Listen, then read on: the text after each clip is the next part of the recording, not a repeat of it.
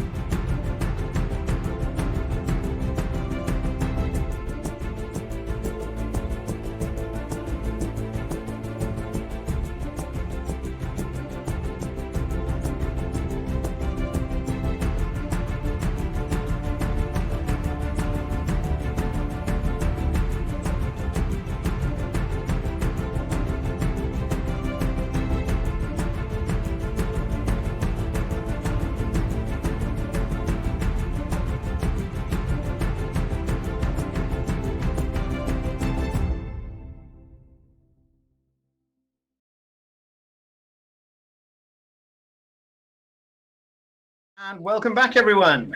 Hello. Don't worry, Snipe. I have it here just in case. I've even got the post-it note. Can you see it there? Just bear place. There we go. You got a little post-it note here. Ready for wild just in magic case.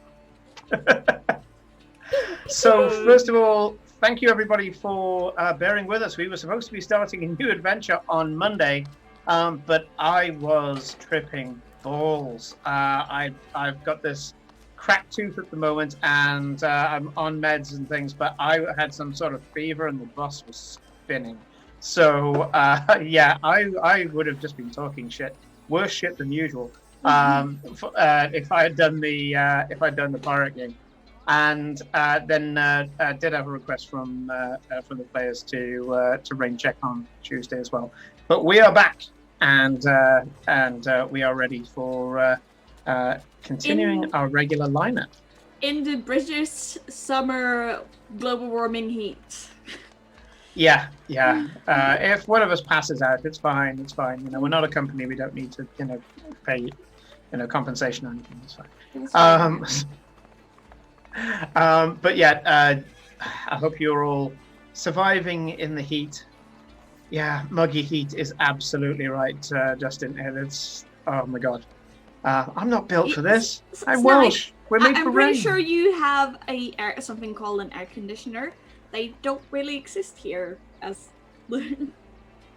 Yeah, air conditioning in private homes is very American or very rich people. Well, Yeah, they've got a lot of central air in the States more commonly than central air. Yeah. Which I don't know what's up with central air, but in Dogma, the demon that was played by can't remember his name now, was obsessed with central air. But anyway. What do you mean not imagine not having it? Like, live your life without it. Like we do every day. in the middle of Texas. Yeah. Are you crazy? Yeah, in the middle of Texas. Suffer in 45-degree weather. I'm already contemplating going on a rampage just because I'm convinced the running will be cooler. Oh, Dave syndrome. It's just. To be fair, I melt unpleasant. if it's above 20 degrees, which is very Nordic. Okay, I'm not built for heat. Yeah, today was Nordic and Welsh, just not 35 degrees Celsius, which I do not know what is in fake numbers. Yeah, Exactly. Fake numbers. Fake numbers. Yeah, Google it. Celsius is real numbers. Yeah. Fahrenheit is fake Oh, numbers. it's 76. Fair enough. No? Oh, there you go. Jordan knows. 93 degrees Fahrenheit. But yeah, it is crazy out here, and I almost want to, move up to Scotland or something like that, but I'm told it's hot up there as well. But I'm a coastal boy as well. We normally get good wind in the coast. None of the air is moving here. It's crazy. Yeah, I was gonna say that's normal, but again, you have air conditioners. We are just living in this humid heat inside our houses. Which We're also are British, so we designed to love complaining insulate. about the weather. Oh yeah, it's complaining both ways, Although I'll never complain when it's cold. But yeah. Well, you know, Again, and other people would. As long as I can stay inside, I'm it's only a fine. hypocrite so far, I'll yeah. I like it bright and cold, a very specific thing, It's a God-given right to moan. Divine right. We're a monarchy, don't you know? Our We have the stiff upper divine lip right only to stays moan. stiff because we moan all the time. I don't envy you in Texas. I worked for the pharma industry for most of my career, and when we do our testing to make sure that a drug can survive all the way around the world, it's Texas and Arizona heat that we base the hot condition on, and then Alaska for the other one. So yeah. Anyway, when we left off last week, the girls had taken the Chalice of the Drowned to the Grand Temple of Naruka, a formidable giant temple devoted to the Dawn Gods, very specifically led by the priestesses of Ayun, and then after that, Arathis, to collect powerful artifacts and also items of historical significance. Effectively, a subterranean museum, a bunch of vaults that on the Isle of Austrum is the repository to a number of very powerful and mysterious artifacts and writings. You met one of them at the end, and that was Sashul. Sashul is a sentient knife. And Yes, I got stabbed by him. Very. Yep. You got stabbed by Sashul. That is that's so almost proud. achievement worthy. Yes, I'm because... so proud, and I've said I wanted to keep the scar. Corinne, as a player now, I think has met Strike, Isa, Sashul. Have you met Dervish?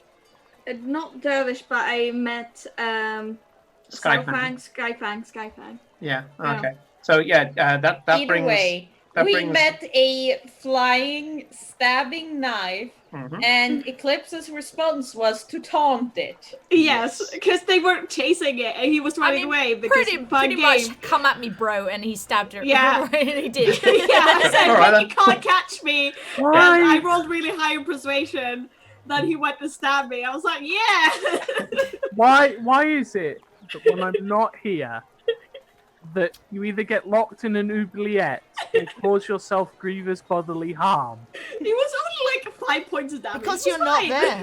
Go easy on her. She nearly died last session. So the you do realise you've now opened that door, and I am free to walk through in whatever way I choose or desire. Thank you, Pandora. I really appreciate it. Well. However, they did leave the Grand Temple and started walking through the city, only to find that Storm at Sea had found out that they had returned to the city, intercepted them, and took them back to his shop. And a collector of tales and stories, very much in keeping with the Grand Temple and the city as a whole. They pulled out. It was the idol that looked like it was from Pelor, but it was made out of resin, and inside was a figure of a screaming and bound person, Toruk. Which was Toruk. Yeah. He gave it to one of his investigators, one of his antiquarians, and they started screaming. Wait a minute. It wasn't the idol. It wasn't the idol. The idol we destroyed ages ago. It was the hooks. The hooks. Sorry, the hooks. Yeah, sorry. The idol. That's right. Destroyed the idol. Yeah, Aiden destroyed it ages ago. Yep, I've got here. It would have been the same effect for either. Yes. And they said that they had tainted this hermitage to Pelor, a place where they try to get away. They get away from the light to try and find Pelor's light within themselves. And it basically just turned into a self-flagellating mess where they were unwittingly becoming devotees of Torog through self-torture. Yeah, and then we gave like this weird cat of nine tails. Or was it the hooks that were? It was the hooks. Yeah, it was the hooks. Where one of the like random clerks of my brother's shop touched it, and then like had a cat of nine tails ghost rear his back. Yep. They had the hook marks in their back. Yeah, when they were touching it and recalling it. So apparently they got not the more than the usual sensory link behind the thing. And as dangerous as it is, Storm at Sea was like, no, I definitely want this. You know, even as dangerous as this, I want it. It's definitely not sexy. Absolutely not, Jordan. And and if it was, we do not yuck other people's yum, even though if their yum tastes of yuck. I do. I do. I'll fucking judge him. You watch me. Thankfully, no, not a sex thing. It is instead the god of imprisonment and torture that ended up imbuing his power into this area. You've noticed a bit of a theme because there was a similar hermitage on an island that you now own. Yep. Where once again they would deprive themselves of Pelor's light in order to look for the light inside, and that was also tainted in exactly the same way. So we didn't find any Torog iconography. I don't remember that. No, that it was tainted in a similar way. Okay. It was it was tainted in that you found another part of the Juradan story. In a place which has that, yeah. It wasn't tainted with Torog, though. They had been manipulated. They had been manipulated, and this time they were undead. Yeah. And they were undead due to something else. Right. Yeah. So, and Jordan has just dropped a loot bomb on your. What? So. Thank you. Thank you. We're getting more loots from the viewers that we are like exploring. Well, yeah, thanks we were talking about this before we went on air. Yeah. Before we went on air, well, you guys haven't fought people in a very long time. Come on, let's have a fight. Damn it. So let's bring this in. And what have we got here? Okay. I will feed those in. Oh God, what does that do? Jordan is very nice and saves up for the nice one. Okay. Sure. So, in this session, that loot bomb will be fed in through various things. I have a list. Yeah, because the last time I got a loot bomb, that ended so well for me. Well, it did. It caused you to not die. I lost my body. No, that wasn't the loot bomb's fault. That was the fact that you died. The loot bomb saved you from actually dying. And now I'm technically twice allowed to bring that up in session with no problems. As you've all agreed, I died. You did die. We will still give you shit for it. Yeah. And you guys have managed to evade certain fights as well that would have dropped loot as well. One of them was reagent loot as well. The large siege crustacean that you had in the last shiny thing. If you'd killed that, that would have given you a reagent that would have effectively been adamantium armor. Yeah. Anyway. Well, let's go back. Let's go back and kill it. Yeah. With that meta knowledge, let's go back. Go back and kill it. Yeah. Die. Quick, murder hobo our way through the rest of this campaign. Nothing lives. We cannot take the chance. No. Everything dies. Glory rejoices in her. She's now allowed to melt everything unchecked. Right.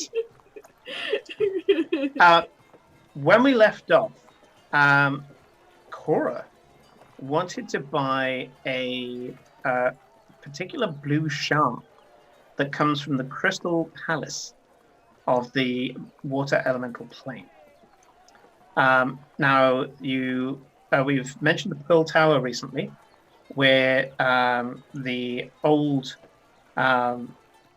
water genasi wizard Demetus found Farewell's clone, provided by Minion. But the Crystal Palace had shattered a long time ago. There was a golden age in the water elemental plane where there was a grand high ruler, a king, to all the oceans of the world. And a story that's lost to the ages.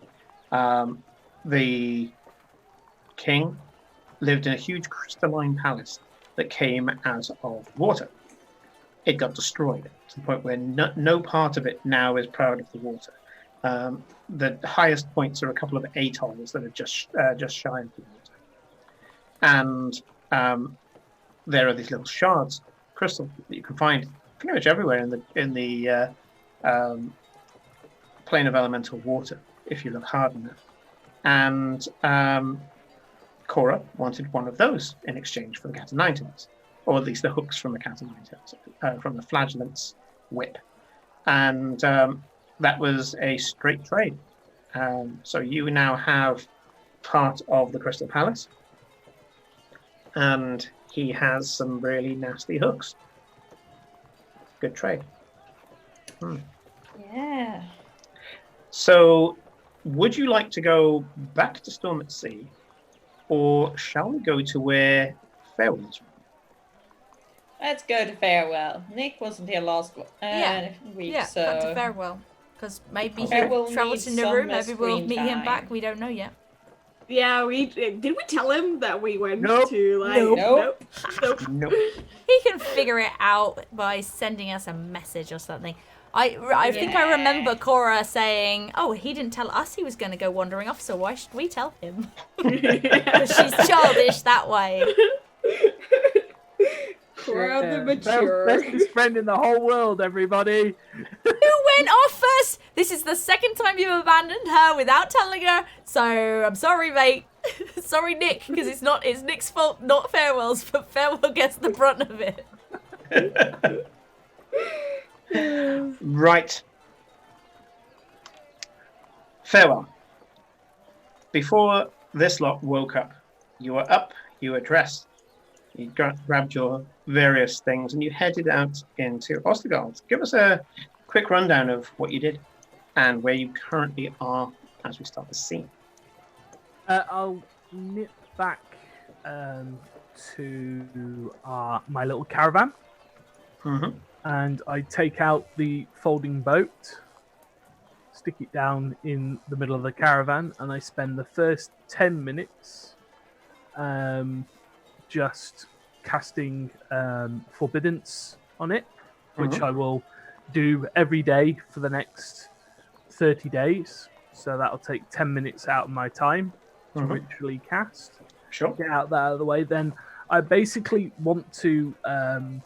as much as I can, I take out all like the crap, and you're watching like Farewell pull out like old breastplates and armor and short swords and flails and all this other stuff just keeps coming out of this bag of holding like it's Mary Poppins, the medieval torture assistant, and just start like finding these just like Farewell's a bookish sort, so he's just got packs of unused books that I'm just filling the bag of holding with. What else did I write down that I wanted to get sorted? Yeah. So then it's a trip down to the university. And there's that awkward moment where he kind of goes, I should tell somebody where I'm going. They won't leave the city without me. They'll just come and find me. It's fine. Don't worry about it. Yeah, there's somebody who knows where I've gone. It won't be a problem. It's all right. It's no problem. I'm still in the city. No one will get upset with me because I'm still in the city, and the city is considered to be a safe place for me now, and that no one will give me any grief if I just go and do something in the city. And probably by the time that I'm done, they'll be back, and there won't be any harm done. So he sort of just carries on, and then it's going to be a bit boring for most of what you're doing, as Farewell's going to do some real bookish stuff. And basically, it's spell time and learning, and he's basically going to try and get his way into the actual libraries, and he wants to start in the sort of magic section and just start working his way across. Okay.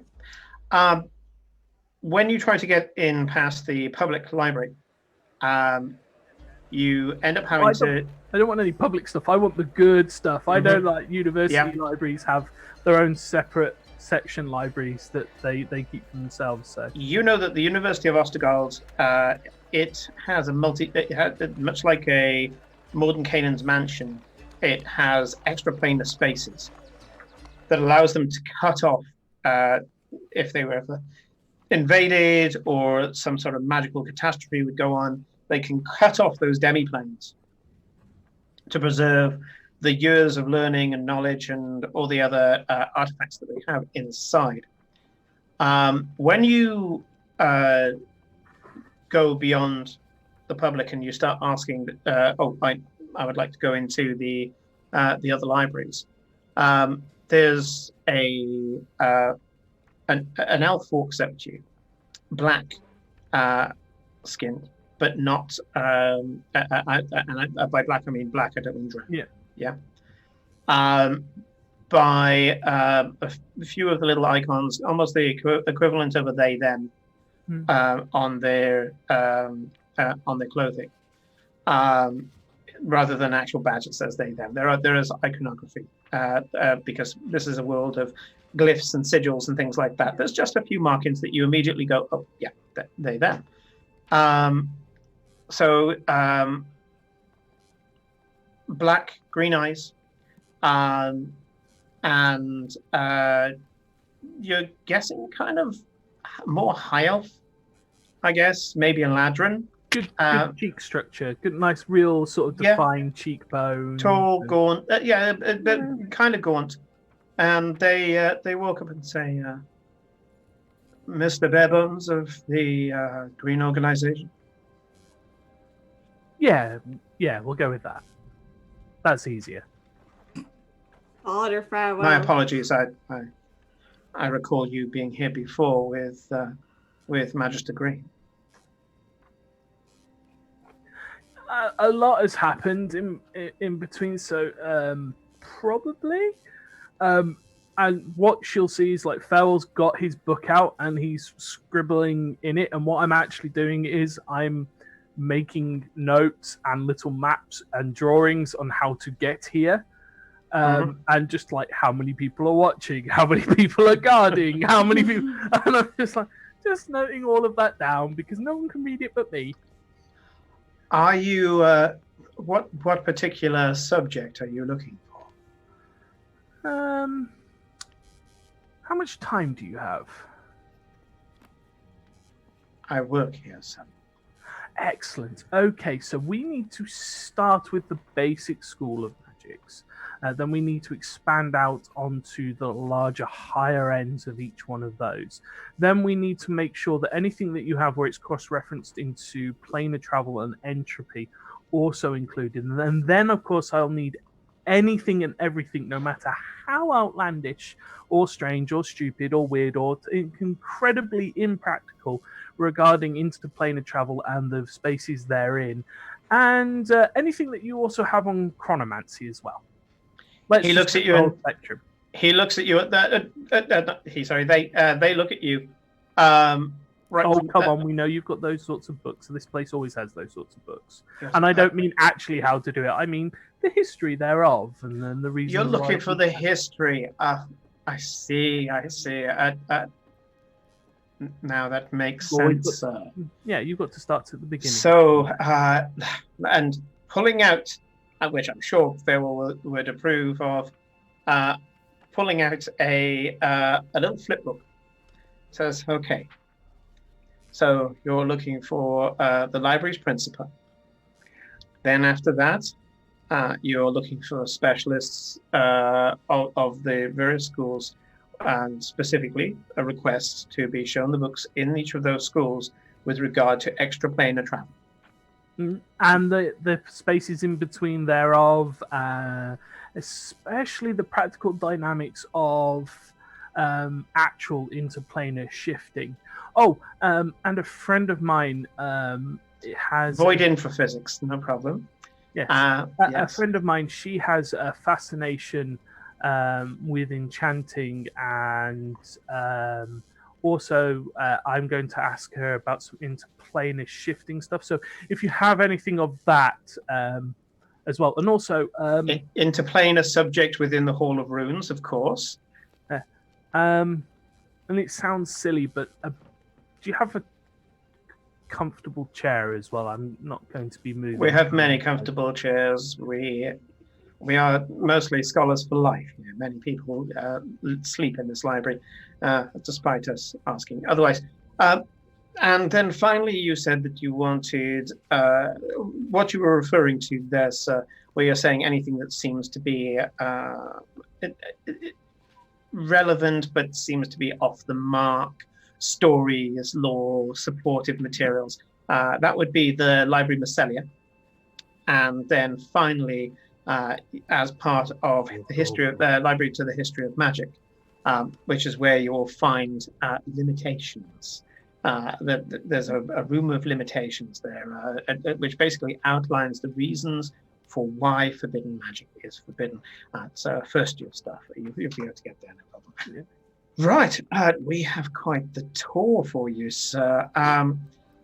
Let's just check your credentials regarding these subjects, and then we can get going, shall we? So first of all, are you studying on behalf of yourself or as a member of a faction? You were a little hazy on the Green Organization before, but I also noticed that you are, of course, an enforcer of the Raven Queen. So is this for the Temple, for the Green Organization, or private study? A little from column A, a little from column B. I understand, sir, of course. Professional, always taking their work home, much the same. So all that would be left is the guarantor. Would you like to give Archcleric Elmhart as your guarantor, or Magister Green? I'm sure Renata wouldn't mind being my guarantor. I don't have any in desires to do anything untoward, so there should be no problems there. I'm of sure course. she will. I shall note down that Magister Green is your sponsor and guarantor for the various materials that you'll be engaged with. Well, sounds like you have quite the scholarly journey here, sir. So if you'll come this way, you get shown into a number of different places. You end up having to recite in Elven to an oath not to burn the books. Oh, I do. Well, that's good. They would allow you to say it phonetically, and you've got. no, I actually speak Elvish, so it's fine. That's cool. Yeah. But even if you didn't, they would allow you to do it phonetically, saying that you will not deliberately damage a book, to steal a book, or to kindle a fire within the grounds. I could give you the entire thing that I would normally bring out if I knew I was doing this a little bit earlier, because it is. No, I just dropped this on him on the last minute, by the way, everybody. I fully expect for us to pick up with this like a bit later, so I can get the details of what I'm after. But primarily now that for at least as long as everybody's away, Farewell's going to be in this library, so that can be anywhere from like 12 to 20 plus hours of just him working, as there's an awful lot of things that he needs to do for everybody. there's one other final thing, but I think before we can flip back, and I don't have it in this notebook, but there was a bard that I was liaising with regarding was it Othra? The one that owns the gold mine? Ulla Soraka. Ulla Soraka. And she doesn't own it. All the mines are owned by the Duke. She's the governor. Yeah, she's the governor of it. Yeah. Close enough. Just to put down to arrange a meeting with that individual and go from there. So yeah, okay. It's going to be a bit of a boring day for Farewell, for anybody watching Farewell at the moment, but an intensely interesting one for him. Little baby steps for things later. So, a couple of things. First of all, the oath that I was thinking of is "Defidem in nullum librum vel instrument velente vamquin bibliocathum penentium," and it goes on. That's the Latin oath to get into the Bodleian library that I have to recite, butchering Latin every single word because it's what he said. The pronunciation has another, and it basically says, "I hereby undertake not to remove from the library, not to mark, deface, or injure in any way any volume, document, or any other object belonging to it or in its custody, not to bring into the library or kindle therein any fire or flame, and not to smoke in the library," which was omitted from the Latin. And I promise to obey all the rules of the library. So if you say it in Latin, you are actually allowed to smoke in the library. Technically, you will be told off. The joys of having lived in Oxford for over 10 years now. Just out of curiosity, is this almost magically binding, or is this mundane? Yeah, give me an Arcana check. Okay, because I'm really good at Arcana for the moment.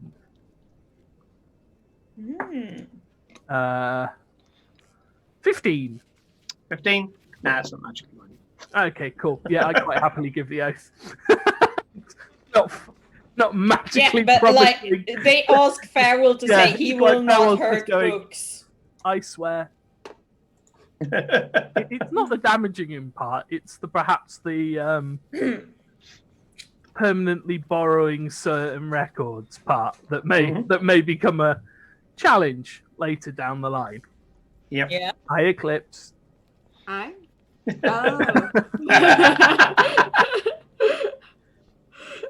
Oh. So, a couple of things quickly. First of all, I would like, as you are walking through one of the rooms, what is Farewell's intention as far as you're able to give it to us now?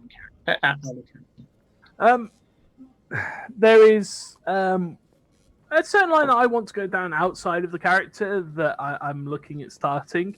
But primarily, this is to tie in. Like, Farewell very much knows that his family is somehow trapped between the planes, and part of them are being used as some sort of soul battery, for lack of a better term, to power some arcane means.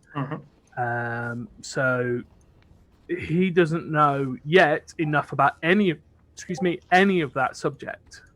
Yeah. And you can't jump straight into, how planar shifting, advanced guide without reading planar shifting 101, or in Farewell's case, magic 101, because even though his spells do pull from certain schools, divination and all of that, and abjuration and all those other ones, it's not taught in the same way. It's much more taught by doing rather than book learning. Probably similar to how Glory was taught. She did, because she's a sorcerer, I imagine. There's a bit of book learning where everyone goes, this is how you do basic magic shit, and then it's more like melt him, as in Glory's case, and she just sort of went, meh. Yeah, I mean, for Glory's lessons were about channeling the power that she was given within as being connected to Frania. Whereas you have been taught basically, most clerics are taught into their faith, they have faith to start with, and they're saying, okay, here's why your faith is important.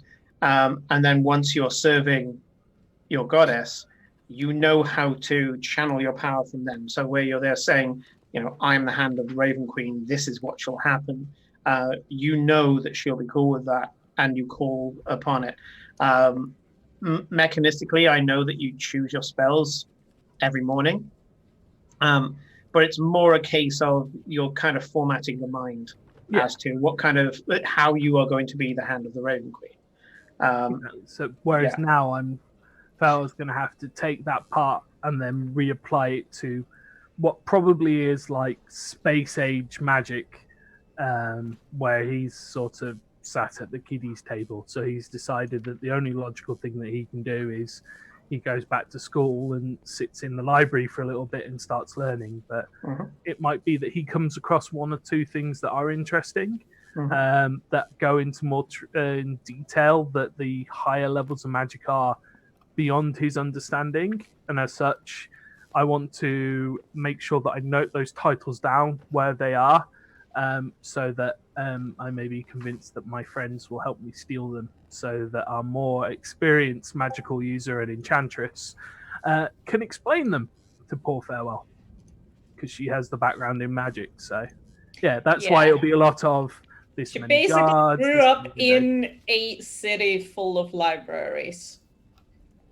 I would like to think she knows how to do the book smarts.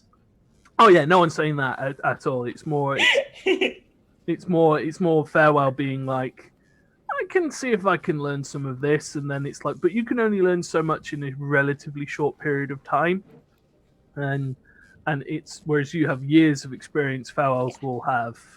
Well, he's got years of experience casting magic, but not this kind of magic, and it's where he's also wise enough to know that it's better to use people for their strengths and skills to get to his end goal than it is to try and do it on his own, even though it looks at the moment like he's just wandered off on his own.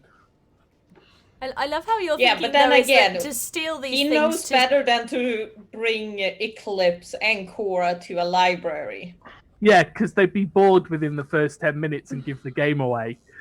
And I won't get anything done. At least now Farewell can do it his way, which is like, nothing gets damaged, nothing goes crazy, there's no emergency explosion to cover our escape. I mean, fair enough.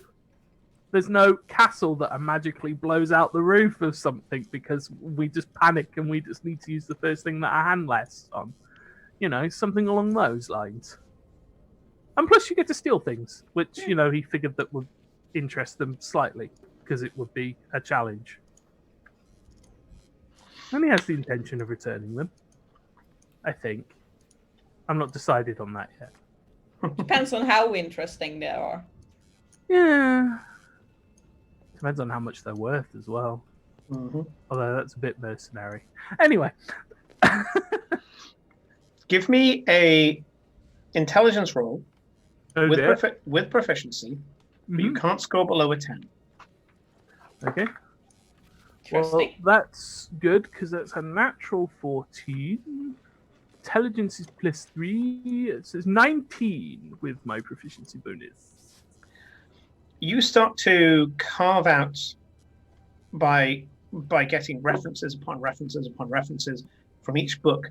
You start to make like almost like a relationship tree, like a family tree of books that you believe that you have to understand each of these books to kind of get a handle on interplanar workings. You notice that this is somewhat of a sustained study. So they're always looking for the next generation of interplanar mages. Because who can get there other than the mages? Yeah. And so, yeah, I know there are other classes that can do it. And yeah, you're fairly confident that you've put together a study plan as to how you are going to do this. The I would like a perception check for the next roll.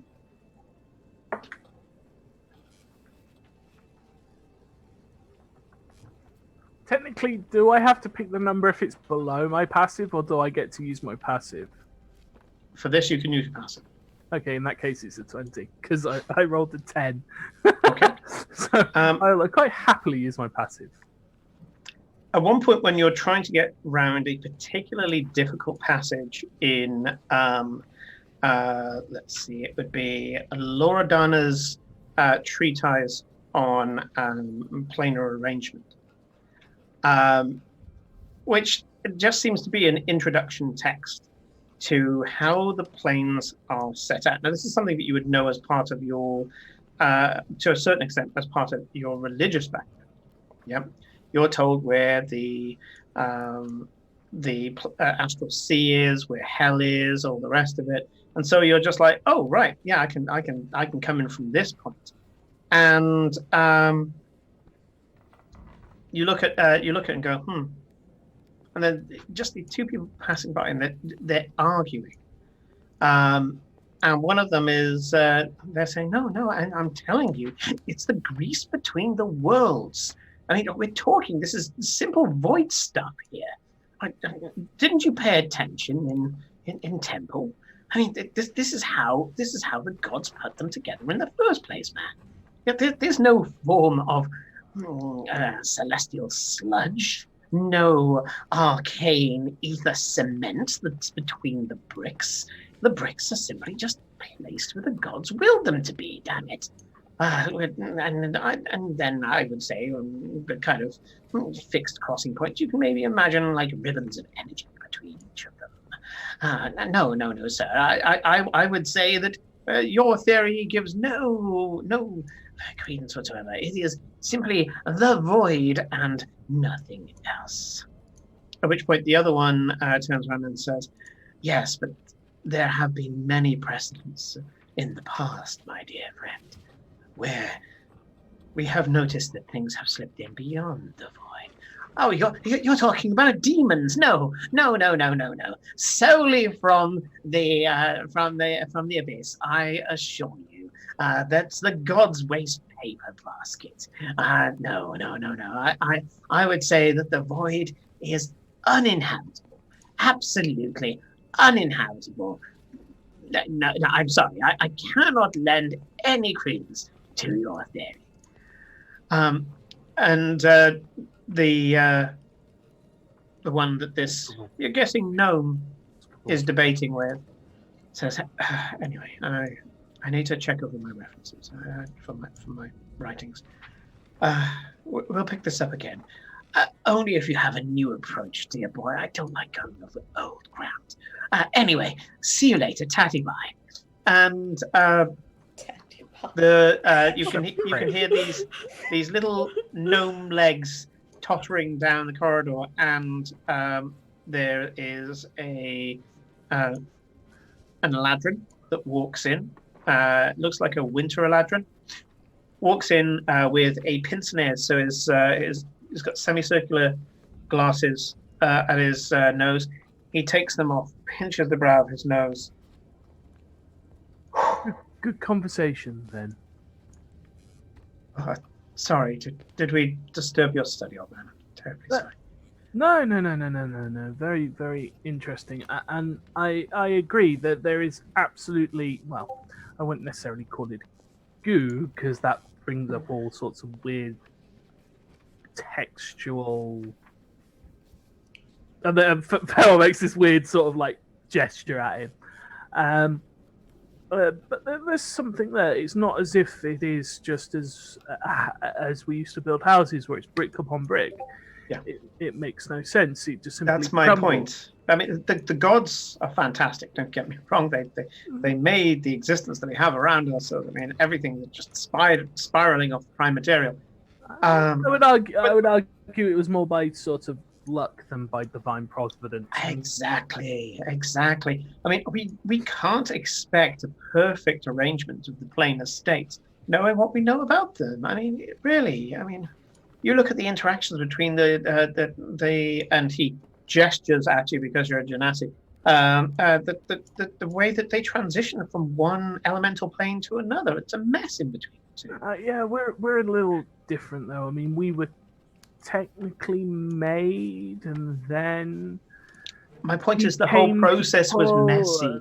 Exactly. Yeah, exactly. The whole process was messy. Why we know for a fact that the gods are imperfect, and therefore any physical models of the universe must therefore be imperfect as well, allowing for change and randomness within that, which is purely the principle of entropy and chaos anyway, which, I mean, purely whoever Professor... Tobias. Sorry, not a professor, just a doctor at the moment. Yes, Dr. Gumford. Did he have doctorates in? Okay. So Tobias. Dr. Tobias Gumford. And you are. Sorry, are we being audited? No. I think it's rude to sorry. It's such a dry environment.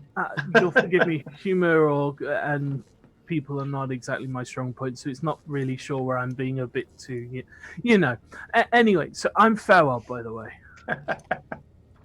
Linus Reinrain. Nice to meet you, Linus. No, it is my pleasure. It is my pleasure.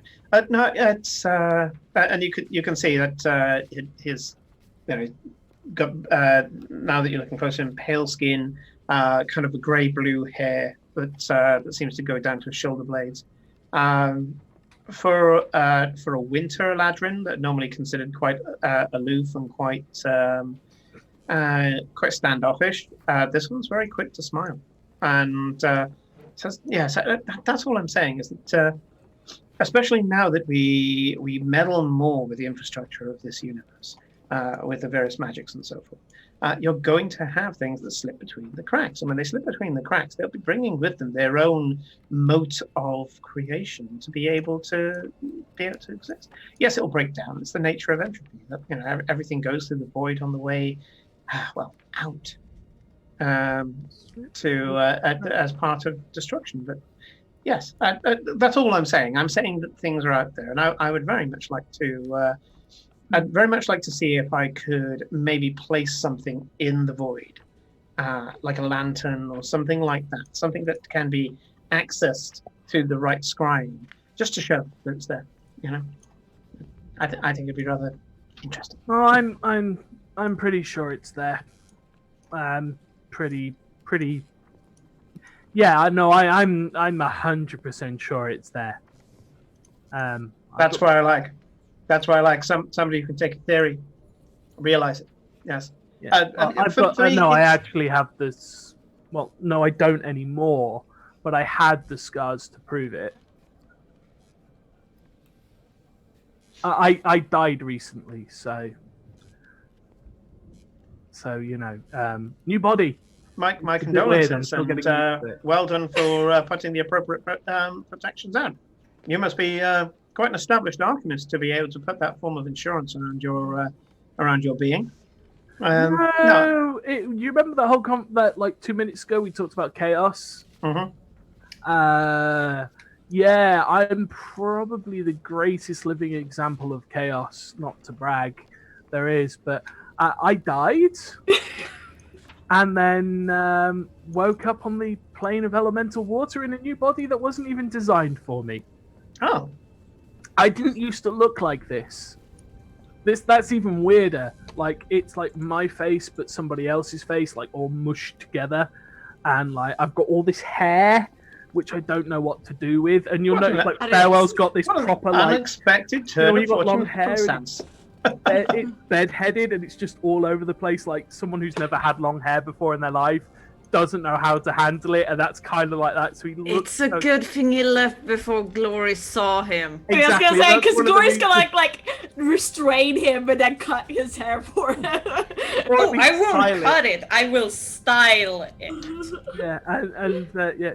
So yeah, exactly. So I just woke up, and and I'm now in this body, and then there was this really grumpy. I honestly,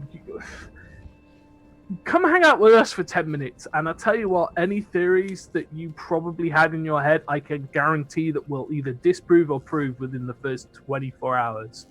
That's kind of our lives at the moment. You make my scholarly journey seem positively boring, sir. I might take you up on the offer at some point. A bit of field work would probably do me good. Yes. Let me give you the elevator pitch then. I believe that interplanar travel could be more efficient. Now, we have the various pathways between the planes at the moment, but I believe that you could put some form of nexus in the void, kind of like a waypoint, and you could use it to bounce in and out, and just use it that way. Now, the way that I believe it would work is that you could make it as a form of artifice. Now, in order for it to do that, it would have to be able to survive between the realms. And between the realms, the void, as we know, has no space. It has no distance. It has no dimension to it, which means that technically anything you place in there is everywhere at once. Yeah, but if you apply the logic behind things like Schrodinger's tabaxi, it must therefore also have that, because until we observe it, it neither has it nor doesn't. And as such, an existential edge to what I was hoping would be a purely practical issue. Well, you got certainly there's going to be some kinks to iron out, but if you're up for it,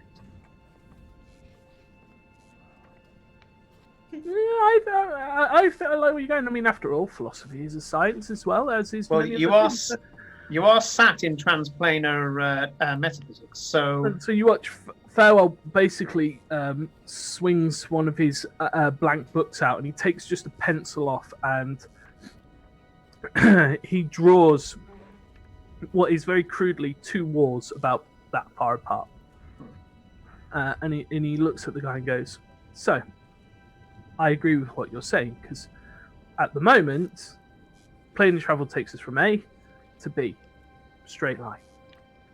But which means it must form some kind of tunnel through this, or at least some way of transferring it through. I reckon if we could apply those principles," and he just starts like drawing like different lines and cracks and sort of that we could shatter here and then move in to the void, and as such from there have free movement. So, yeah. Sorry, Kate. Tried to keep it, and sorry, I couldn't help myself. I didn't mean to break you. I was just carry on. No, It's fun. It is great. Continue. And as such, you could essentially exist everywhere and nowhere all at once. Exactly. And all you would need is something that's to tether able you back. to exactly, just one place to anchor you, a single point that you could just use for the to and the from. It's my belief that even a first level practitioner, somebody who's capable of only the first circle of magic, would just be able to learn a simple key code spell, and they would be able to zip straight through. As long as the nexus, did I call it? I've called it so many things, junction, is protected from evildoers, because obviously it would provide a huge tactical of whatever the void is, because of course it would consume it to break it down into its base elements, to reuse it, to put it back into the world, thus continuing the cycle of all life as we know it. And that is the challenge. Oh shit. We're really good sources of magic and energy. Yes, souls, what can I say? Nothing like them anywhere else in the universe, sir. Nothing and nothing else. I mean, they are effectively conduits through the void anyway, aren't they? I mean, when you think about it, all magic comes from the maelstrom. You, think of it right now. You are here in the prime material plane. You walk through a portal, bam! You're suddenly somewhere else. You could be Mechanus. You could be the primal wilds. And what happens to that energy ribbon that comes from that's currently connected to you? It goes with you. This huge energy ribbon that goes from the maelstrom, causing that energy to go through your body and through my body.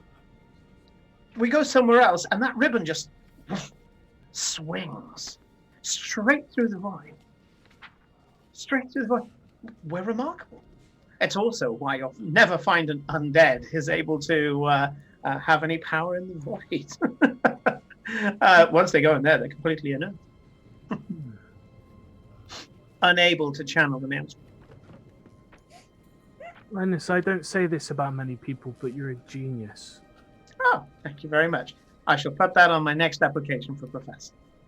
I'm probably going to come find you in a couple of hours. I have something I need to work on, so I really apologize that I'm just going to start talking now, but if I don't start writing stuff down, I'm going to forget it. Please hang around. I might need to bounce things off you. Don't. Building 17, floor 4, room 7A. I'll see you there. I'll make sure some good tea is in stock. I'm more coffee, but thank you. Not a problem. I will have coffee there as well.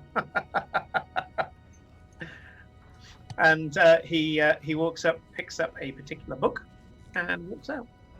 There's just now pages upon pages of in actual pencil, because it's rather than his pen, but it's just basically the arcane equivalent of mathematics. Mm-hmm.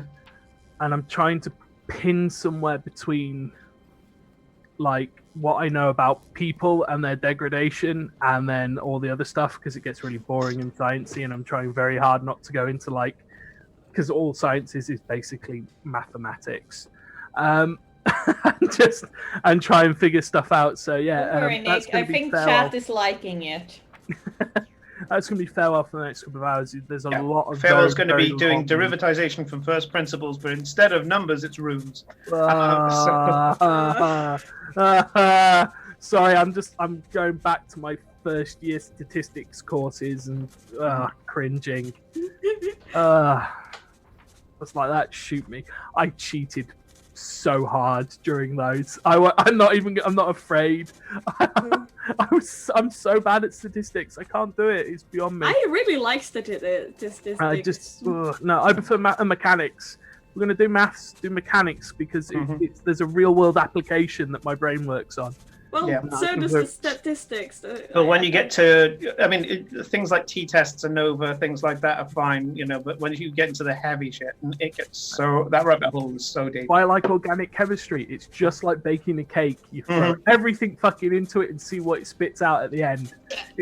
It doesn't matter what. And filter out the shit you didn't mean to make. Yeah. Fill it a couple of times. Break it down into more constituent parts and start over again. It doesn't take that long. Yeah. Whereas if we're doing catalysis, fucking forget it. Fuck that. Yeah. Solid state's even worse, by the way. That's real. Okay. Anyway, I want you not to playing do... DLED anymore. It's gonna be a chemistry and science with magic. Give me 2 rolls. Okie dokie. First of all, I want an Arcana check. I was really hoping I can make these once we leveled up a little bit and I can legitimately take a level in Wizard. Don't worry, I'm looking for the spark, not the answer. And with advantage because you're in a library. Okay. Well, that's even better by 1. So that's Arcana. So that's 19. You certainly get what this guy's talking about. And you're kind of reading between the lines as well of where his frustration is. And that is, he was talking about how wonderful we are, how we have souls. Realizes that one of the problems that he has with making this junction is that he would have to be continuously firing energy into the void to be able to keep this thing going. And the problem that he has with that is that he would have to basically be using the power of the junction to power the junction. Now, that wouldn't be so much of a problem if you had people stationed there. Because, as he said, souls are wonderful things. A wizard goes into the void, they can cast magic. Sorcerer goes into the void, they've got their magic with them. No problem at all. And you have a feeling that he probably wanted to just dump a big doohickey in there, a big MacGuffin in there and just be done with it. Which is why he was talking about a lantern. The only way the lantern's going to work is if somebody's holding it. So that's the first part. Now give me a religion check. Am I hearing like footsteps from someone? You're hearing scribbling of a quill. Scribbling? In theory, Yeah, that is that's what the. that, okay. Yeah. While he's I was frantically like, I writing. didn't notice that and thought, oh, very clever, Kate. Now you're just showing off. Yeah. I try. I can never tell if it sounds. I turned that up because I was like, if it's too quiet, you're like, what the hell is that? So I boosted it just now, but it's hard to tell what 17. everyone else hears in comparison to me. Okay. At Yeah, 17, you're suddenly going, hang on. And you remember it's a piece of art that you have seen probably in a number of different places, and it is the map of the realms. Yeah, it's like the celestial spheres that you would find of early science in this world, where they go from what did they call it, the firmament and all the rest of it, and then kind of going into the proper solar system type of viewpoint as well, from it going circular to then going oval and all the rest of it. This is the equivalent of, you've seen the variation on that. There's one in particular in the Raven Queen temples, and it's always the same. And something that's nagging in the back of your head is that there's always, in a particular part of that art, and you've been to a few Raven Queen temples, there's always an angel, a particular Raven Queen angel, holding a lantern, and they're not in any of the planes. They're just off to the side, in between two of the things. They're just there, holding a lantern in the darkness.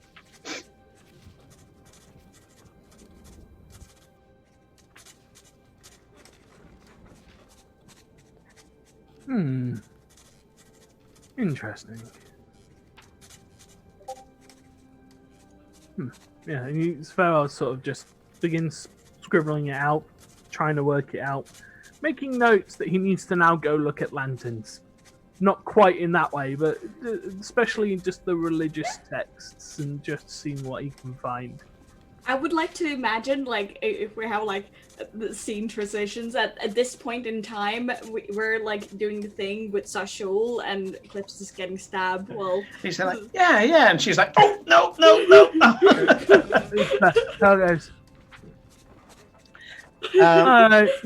No, they wouldn't be that. No, they're perfectly fine. There's no way one of them just is getting hurt. Just carries on.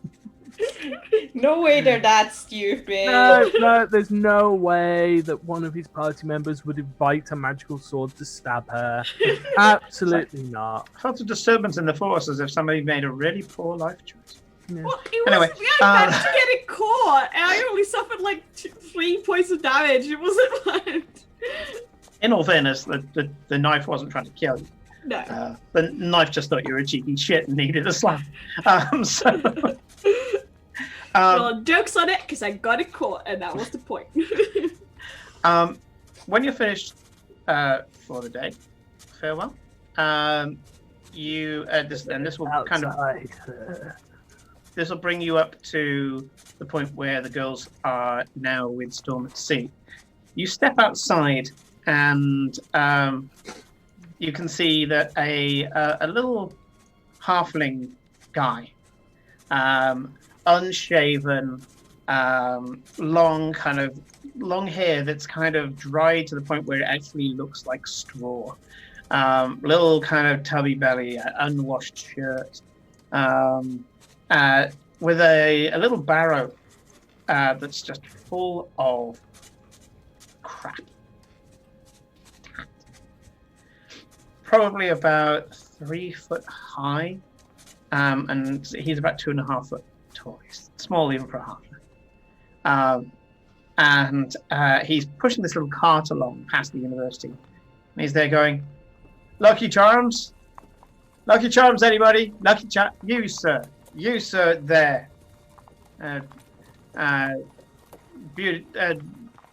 Blue gentleman there, yes.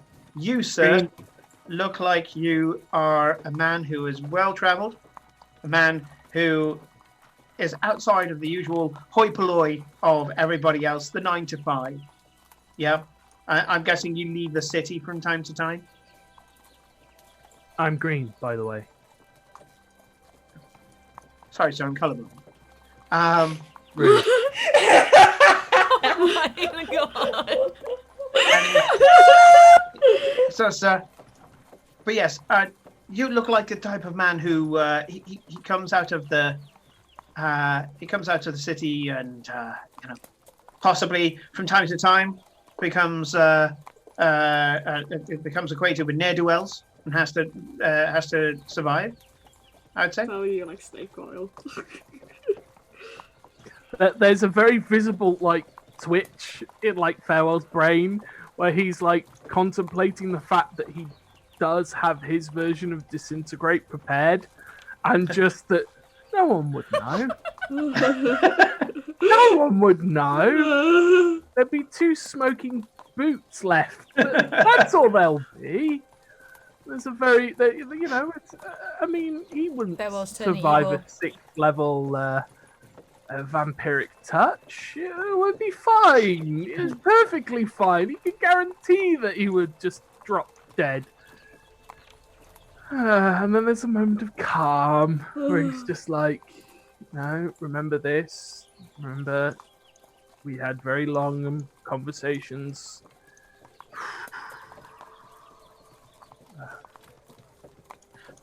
My point being, sir, is that you look like the kind of man who needs luck on his side. Now, I happen to have a singular talent. That's rude. A singular talent to be able to find items that coincide with chance and luck. Now, what we have here, I'm not going to try to sell you any one particular part. That's not how it works. Oh, no, sir, no, sir. What you have here is something that you have to find the thing that is attuned to you, something that is purposely meant for you. All it will cost you is 1 silver of the realm. Of course, have to make a living. And some of these things were quite expensive. Some of them weren't, but it doesn't matter. It's what it means to you. How you can realign yourself with Lady Luck, the lovely Evandra herself. That's what we're talking about here. It's fully decked out Raven Queen cleric. You're like, oh yeah. Yeah, really, please do tell me about the gods and their luck. Yeah. I cast detect magic. I'm curious. Sure, as you cast detect magic, there's a kind of white noise around the cart. Some of the things in there may be magical. Interesting. Go for it. I do learn schools of magic if it's within 30 feet of me.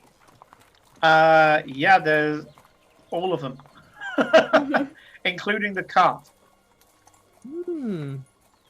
Now, sir, the way that it works, 1 silver, 1 item. You never have more than 1. Okay. How would you like to take your chances now? 1 silver, 1 silver of the realm. That's all it takes.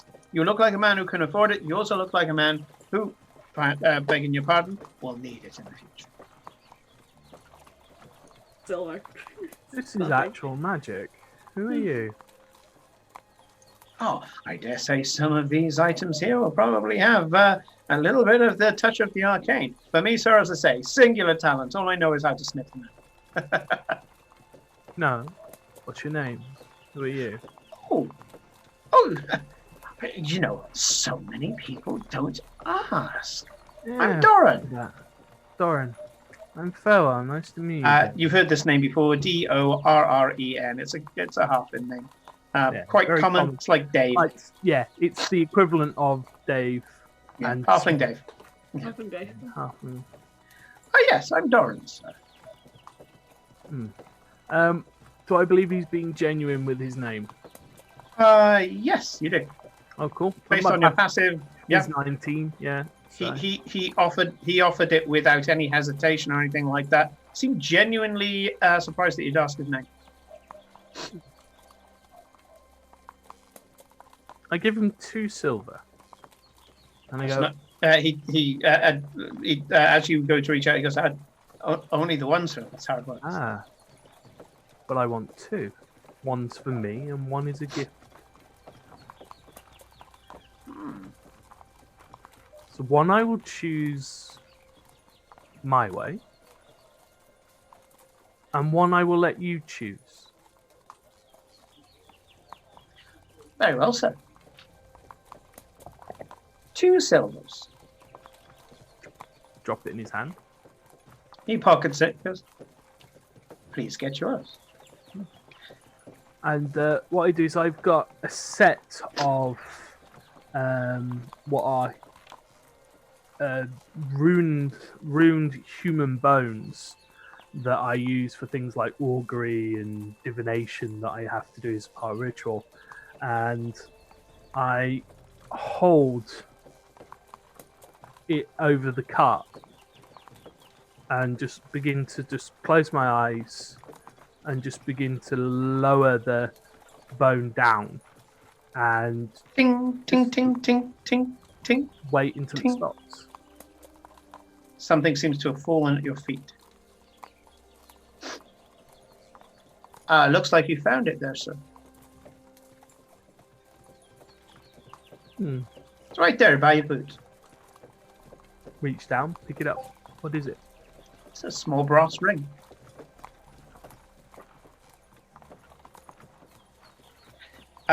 Detect magic. Lasts a certain amount of time. 10 minutes, yeah. Yeah. Would your divination have brought that down? No, because I didn't technically cast divination. It was more of a flavor thing of just seeing if the universe would guide my hand. Yeah. Seems to have some sort of conjuration magic. Conjuration, interesting. And then, yeah, I believe Doran. It's your turn. He rasps the considerable stubble on his cheek, kind of his big mutton chops that you can see coming out from underneath his straw-like hair. He goes,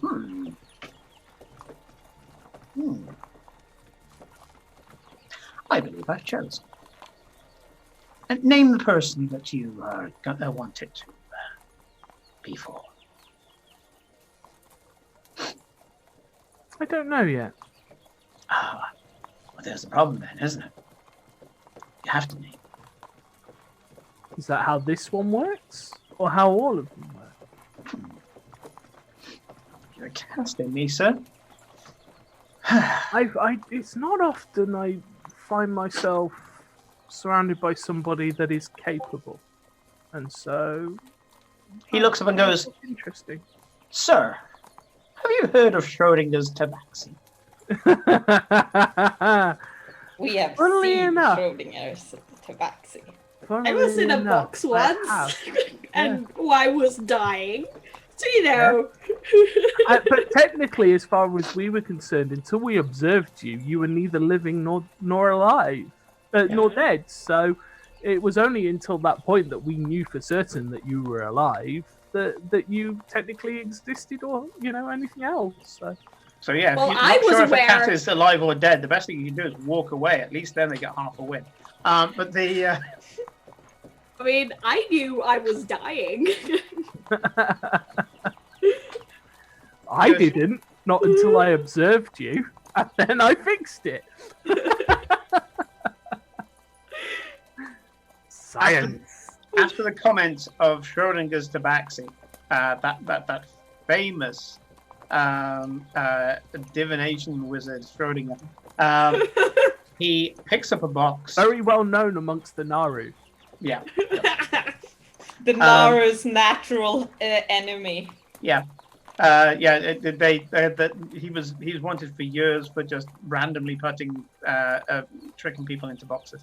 It wasn't that he was tricking them. It was that he placed a box on the ground when there were tabaxi around. Yeah, every time he put a box on the floor, he'd turn around, look back to it. There's a fucking tabaxi sat in it. It's just like, dude, come on. They leap at it from a distance as well. That's what Schrodinger's tabaxi is, isn't it? It's not whether the cat is dead or not. It's the fact that you know that there's a box that you placed in Naruka, and you know that there's definitely a cat in there, even though you're not certain. But you can't be sure until you observe it. And you don't know what kind of cat as well. Yes, it's all the uncertainty principle right there. He shows you a little box and goes, "Not magical." Rams the box into his cart. You can hear things tinkling and jingling inside. He goes, closes the box, then gets hold of some sealing wax. That's a seal on it. Here you go, sir. You open it. It won't be lucky. You give it to the person who would. Thank you. Oh, and Darren, you ever find yourself in the Hawk and Harness area? Drop in. 3 of my friends would very much like to meet you. Of course, sir. Hawk and Harness, that would be down just off the parade square, just behind the guild hall. Yeah. I will certainly go there to wet my whistle. Anyway, you have a lovely day, sir. It sounded like you coming out of that fine establishment over there that you were hard-working man. You go off and get yourself some food yourself. I've got a few more places around here that I need to that I need to check in on. Other people in the need of a bit of help. Good day. Good day, sir. And he trundles on, everything jingling. Put the box into my bag of holding. Mm-hmm. Never know who, when, or where that will come in use. That'll probably sit there for another 50+ episodes, and then I'll remember. Oh, I'm making the note now, my friend. I'm making the note now. And then I'll be like, oh yeah, I should really check that. And yeah. List of things that Nick will pull out of his arse at Yeah. random moments in the campaign. In the Yeah. well, if you're going to give me such wonderful toys, it's not my fault that I choose to use them at the most inopportune moment. I mean, And now I pull the grenade. yeah, so we started into Planar Wars. We've summoned Pegasuses. You know, Yeah. Yeah. I mean, to be fair, my companions here are the art of rage looting, considering that they managed to do that at like 400 miles an hour through an exploding facility. Right. Yeah. As long as you're not the one driving, it's fine. Not quite. I think I was just panicking, if I'm completely honest with you. Didn't you guys get like a huge stack of like rare materials and things? Yeah. You could change the coin. You're My saying, shiny- "Oh, we have my no shiny money." armor It's is- like, My shiny armor and shield is all made of part of that. oh, true. Yeah, I do like giving materials out rather than just going, "Oh, I you do need find to a check. shiny Did sword." we actually get any amadantine in our rage looting? No, I don't think Don't you found any remember there. that. They didn't really have any need for adamantine. Yeah. Which is ironic because if they'd made the chambers out of adamantine, they just would have had a very squishy demon going, "Get me out," rather than what actually happened. Yeah. Okay. So we are going to cross. But very briefly, because we've got about 7 minutes before break. We're going to cross very briefly back to the girls. Oh dear. Storm at Sea says, well, that was invigorating. So what business do you have now, sister? You said that you came to return an artifact? Yes, we were just dropping off a artifact to the temple. Not one from my looking for Joradan, just one that we got on our adventures.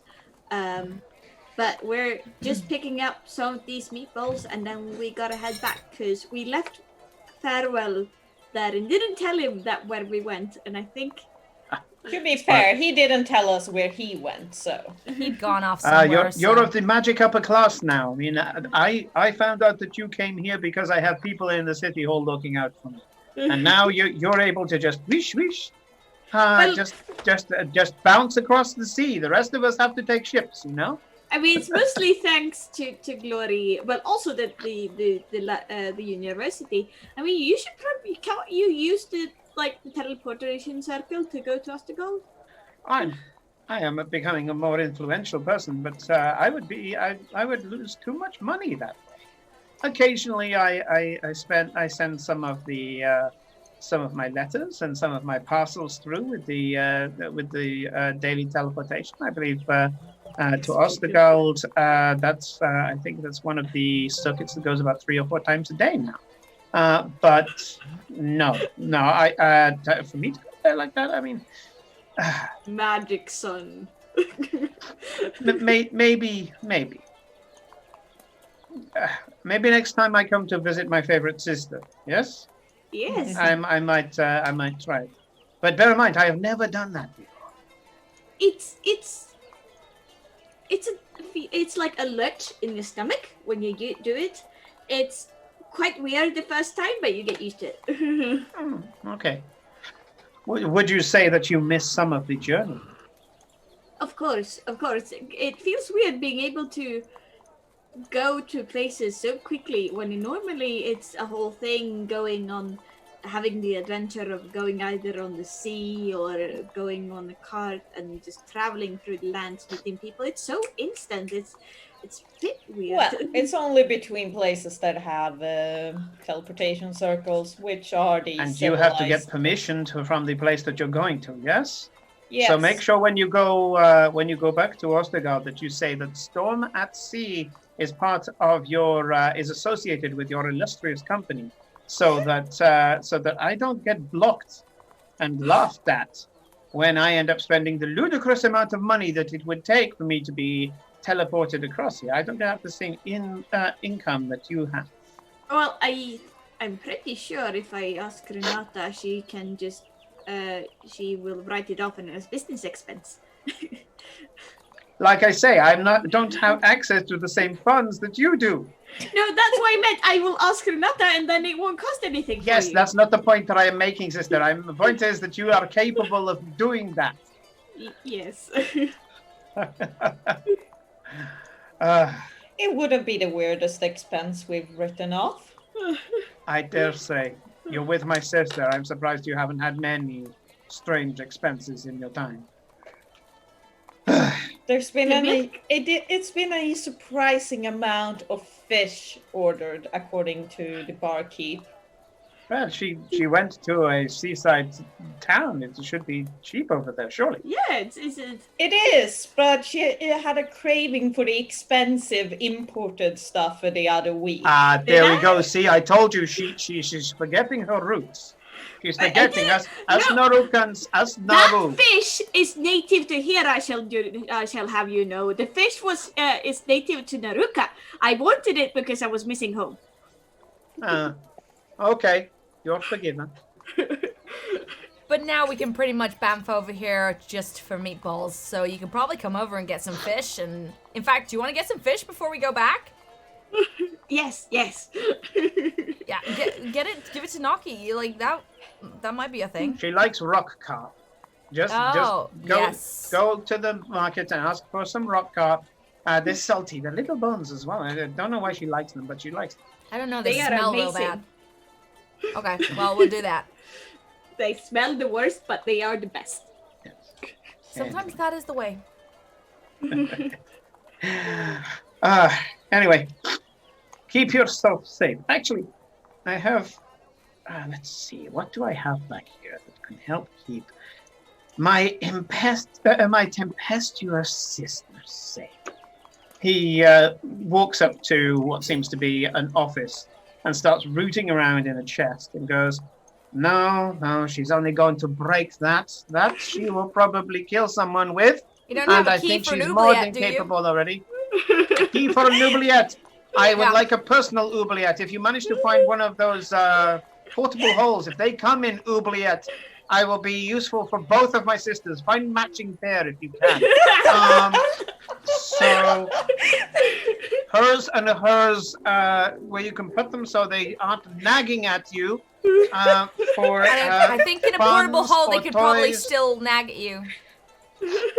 Okay, well, a silence spell then maybe is you know, shackles That's of the thing. silence. That's my order. You're enchanter, aren't you, ambassador? Yeah. Yes. No, you. Yes. Let us see. Oh my word. Let's see. No, that is for his lordship. Okay. Let's see. I can't get this to work. Here, have a broken magical item, and he throws it at you. At me? Yeah. Yep. Yeah, I catch it.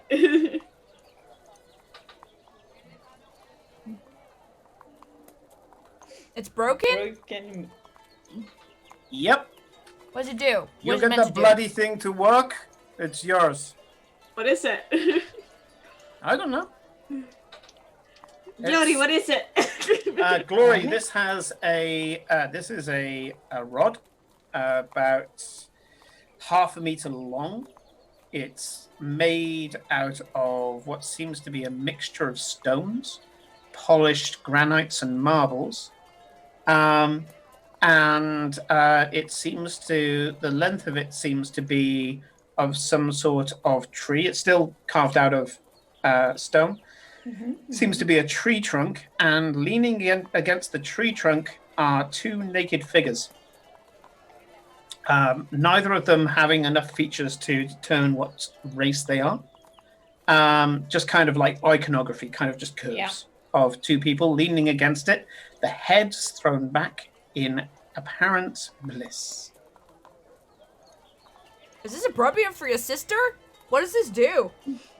I didn't know whether you want to give it to her. I do believe I know what it is. What is it? I can get it to work. Oh, you don't want to talk about that here. What did you give me, brother? Some of my associates found a cave. It was just off the coast of Khantum. Apparently, this cave had been where an exile of Khantum had foxed his pursuers for many years. They thought that he had left the country. No, he simply was ensconced in one of the cliff faces. The entrance to the cliff face was only barely big enough for someone of normal size to go through. Ms. Cora, for example, you would probably have no problem getting through. It took our smallest crew member to get in there. There they found a few crates and barrels and things like that, not knowing how they got in there. And it seemed to be a staging ground, like a little smuggler's cache. However, the cliff was easily 200 foot high. This was around about 70 foot from the waves.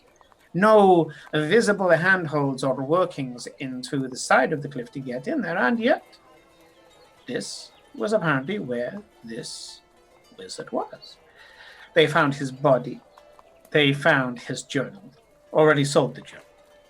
And the journal showed his laughing as he somehow managed to live a life of absolute luxury. We only found that apparently that was what he used for his arcane focus. It's a beautiful arcane rod. The figures are a tasteful artistic nude depiction without showing all the goods. So the whole thing in general just seems to be a very tasteful piece. It is enchanted. We have no idea.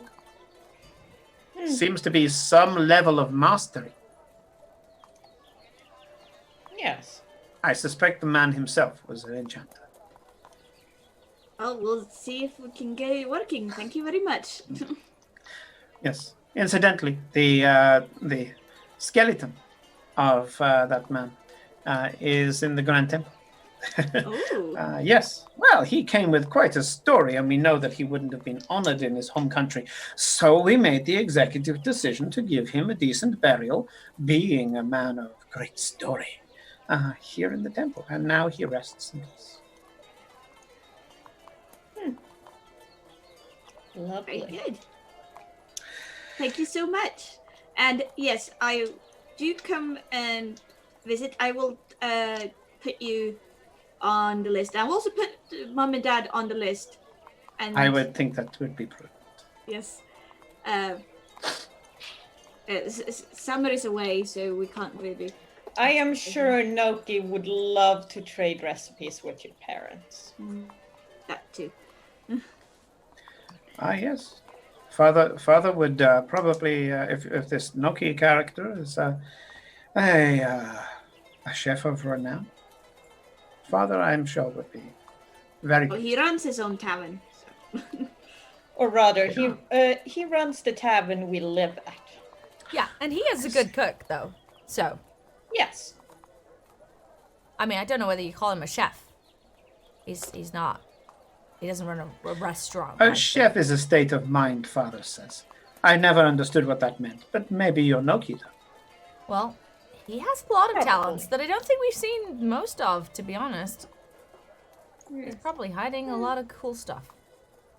He sounds like somebody who is very useful to know. Right, you reprobate. Come here and give me a damned hug and get out of our lives once more. Fine. Careful with those hooks. Put a warning on them. Yes. Don't worry, the warning is actually going to be the advertisement for the people who come in here. Okay. The more dangerous something is, the more that they, I'm sure, would be interested.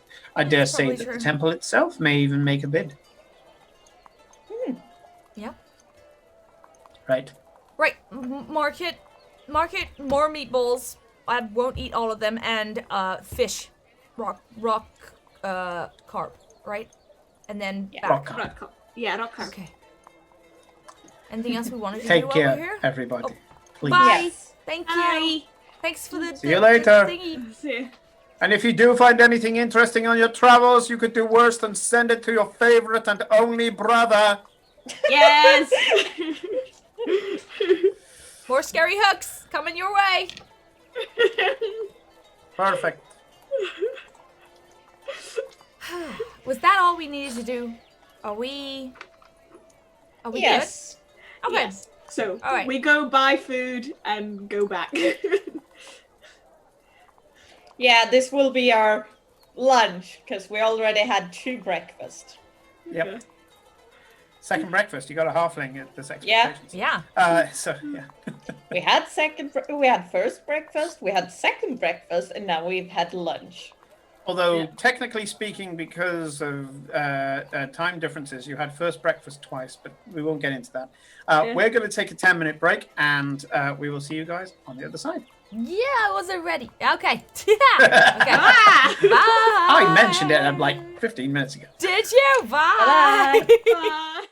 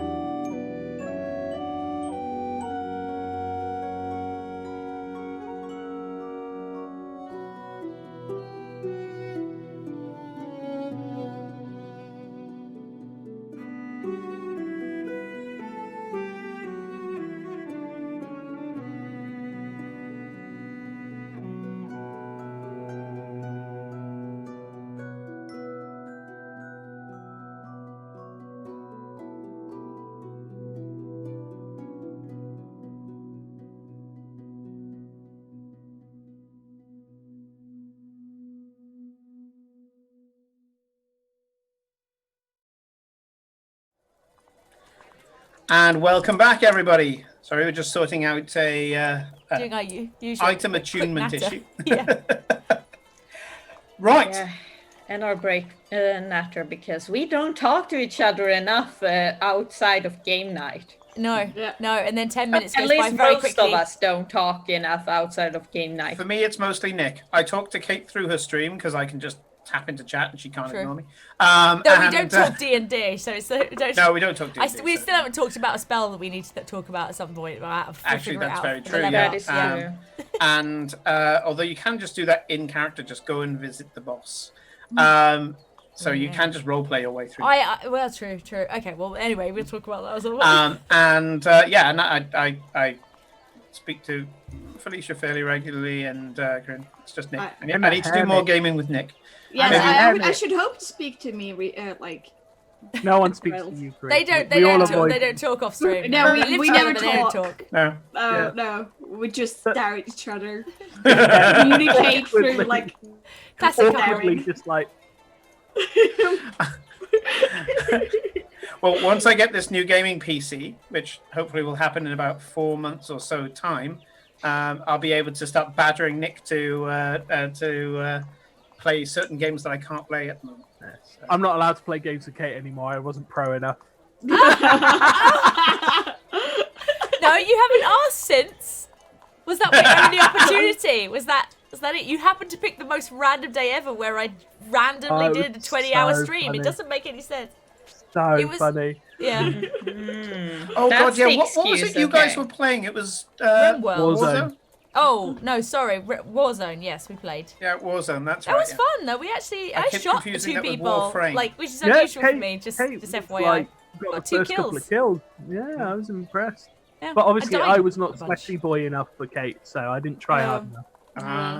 Right, there we go. She's the Why pro am I getting streamer. blamed you see. for something here when you Because haven't now you know how asked I feel every fucking session. I sit there and play farewell. I'm like, how am I got blamed for this? Because we could You blame you interpreted as for blame. it. Duh. Yeah. Well, I tell you, the one thing that I did a very small amount with Kate, and it's like, now I want to be doing more, and I want to pull you in as well, Nick, is 7 Days to Die. Because I started doing my usual tactic of just building up a tower and all We the rest never of made to it back get to the past tower. Day 7. Well, yeah. Once Kate Somebody came in, randomly like died. about half an hour before I was due to sign off anyway, and I was like, "Come on, quick, run to my place quickly." We ended up in some sort of army camp, I think. Is that where we Something are like now? that. Well, Something I like that, did. anyway. You randomly died and respawned back on I base. randomly dropped off a building, yeah. And died. Yeah, it was weird. But anyway. That's a whole other Where game. were we? I don't know. D&D. We got lots. We got lots going on. So What country Yeah, we are we blame in? You Nick. guys- He died. have finished with We're in Storm there. at Sea. Cool. And presumably, unless there's anything else you'd like to do in Naruka, you're going to get some salt carp. Not salt carp, rock carp. Apparently. I was writing the damn Yeah, thing rock down.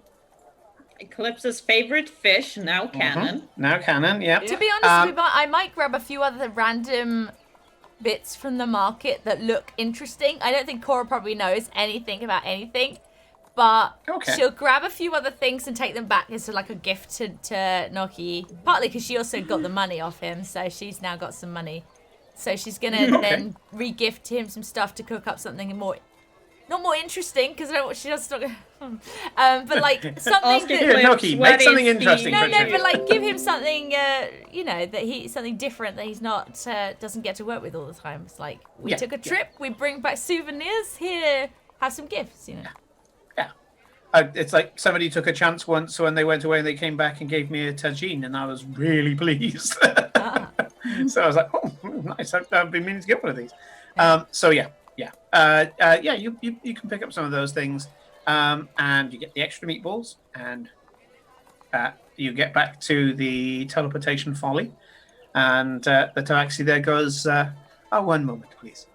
Yes, I have your party from Ostigard. Well, you're in Ostigard. But yes, it's the only party today to come from Ostigard, and they're looking to get a return trip.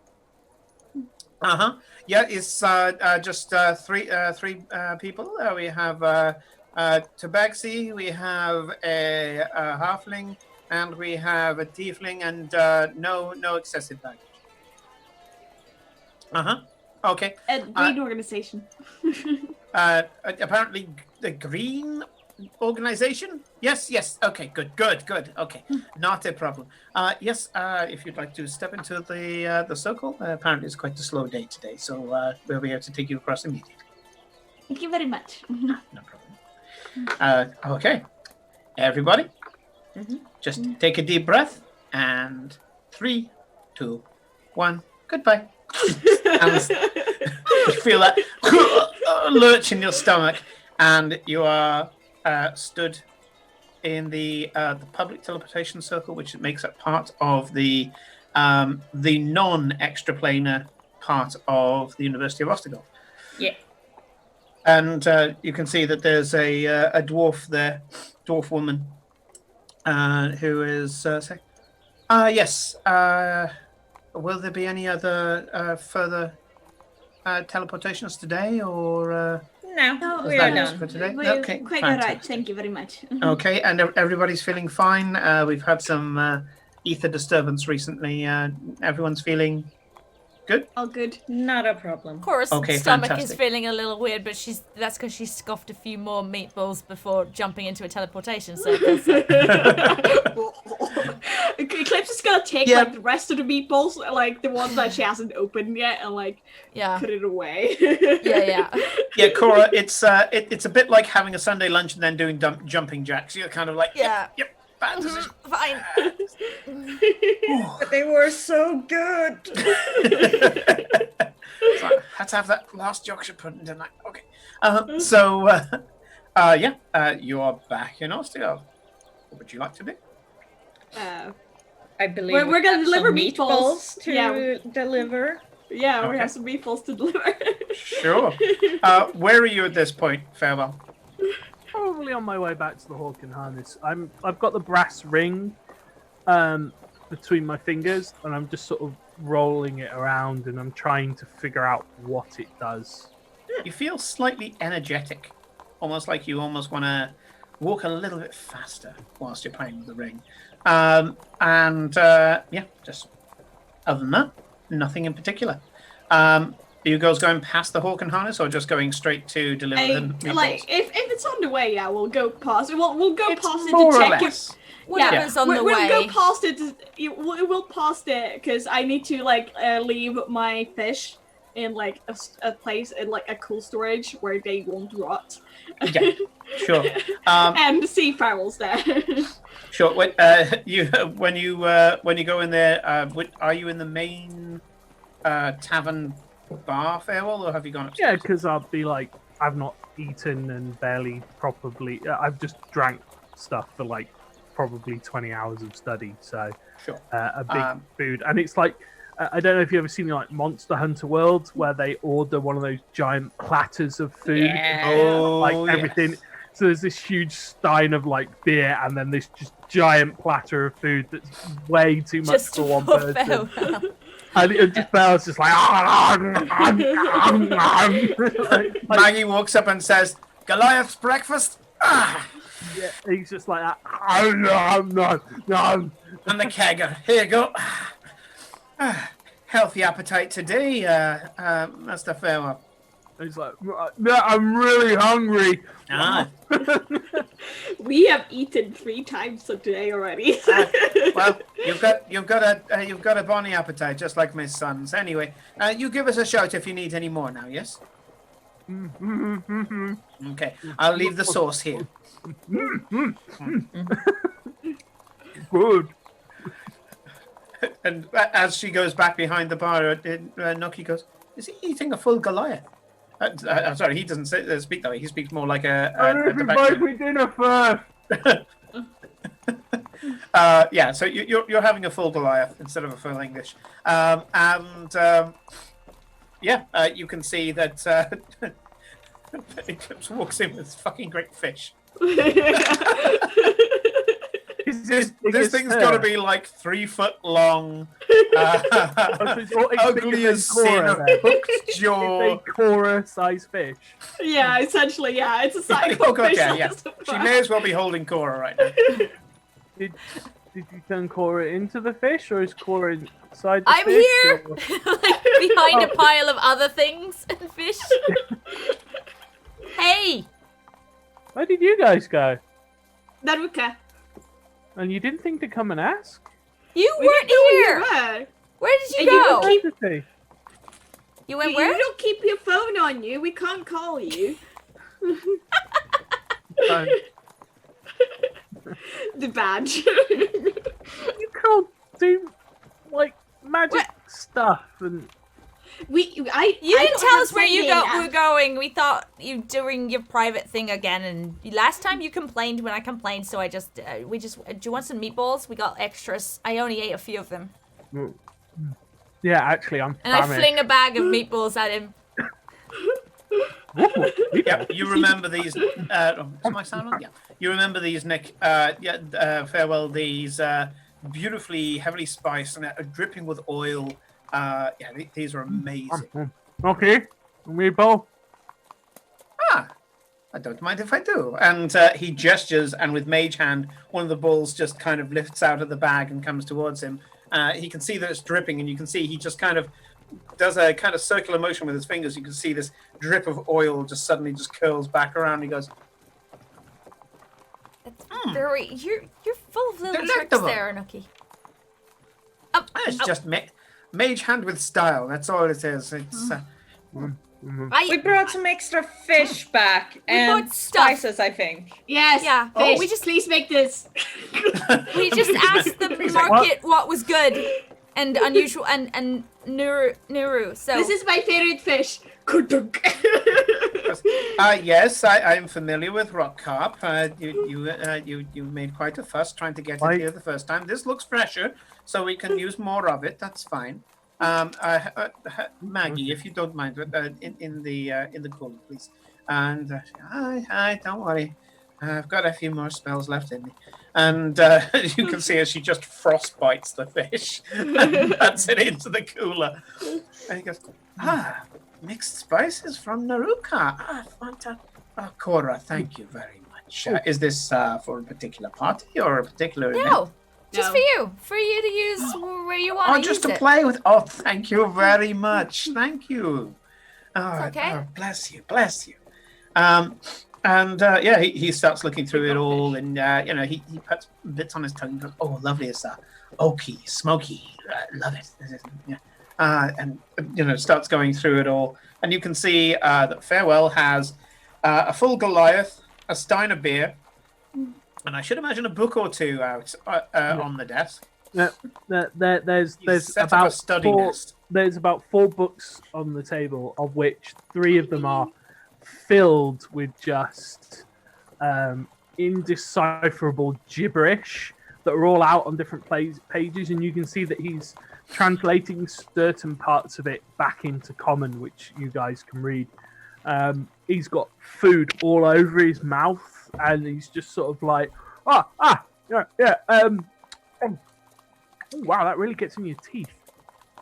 Everyone says we I have eat a some lot. meatballs. Sit Yeah, down we at the table. need to deliver these meatballs to Renata before they go stale. Oh, Okay, well, did she send Why a don't you message? run and do that? I think Farewell wants me to take a look at some of these. I recognize those runes.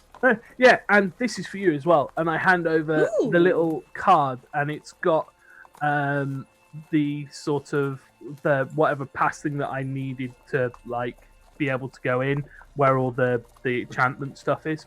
Yep. You He mentioned passes you you a wanted library to do card. more. Yeah, basically it's a library card into the proper library for all the enchantment stuff. So I pass that over to Gloria. Yep. That does come with a slight cost. I have an idea for you, which I think you'll find the challenge exciting. It doesn't involve killing. No, I do or like a challenge. I do. But I'm going to be disappointed in the sense that there's no killing or maiming or threatening or seducing. It's purely mechanical. Mm-hmm. Let me get cleaned up, and I'll be right with you. And Prestidigitation. Oh, thank you. And you watch Farewell's absolutely polish the whole plate off. Meatballs. That's pretty impressive. I've not eaten at all today. I was very hungry. I can see that. Also, yeah, we've had two breakfasts, 3 lunches. Well, only 1 lunch, really. Yeah, but the amount of food. snacking does it account for about 2 lunches worth. I mean, we never really sat down and ate, so in a way, did we even have breakfast and lunch at all, or just a collection of meatballs that all and part of one... Were eaten by Cora. Cora, I've seen you eat 5 people worth of meatballs today. I mean, that's not unusual. The last time we had a Lower Town Food Festival, she consumed her entire body weight in pretty much everything she could get her hands on. I'm practicing for the pie eating contest, okay? Keeps their figure. Eowyn flutters down and lays down on the side of the stein, because the thickness of the stein at the top is about that thick. She lies on the rim and just kind of tracing patterns into the head of the beer. She goes, Cora's got to be at least 1/10 meatball right now. And is making a little smiley face in the foam of the beer. I burp, and you definitely smell meatball. Yeah, you got a squeeze of meatballs come out. Squeeze too many hugs, and she just starts going, boy. I mean, I don't know when we're going back to Nauru, so, I'm going to get all the meatballs I can right now because they're good.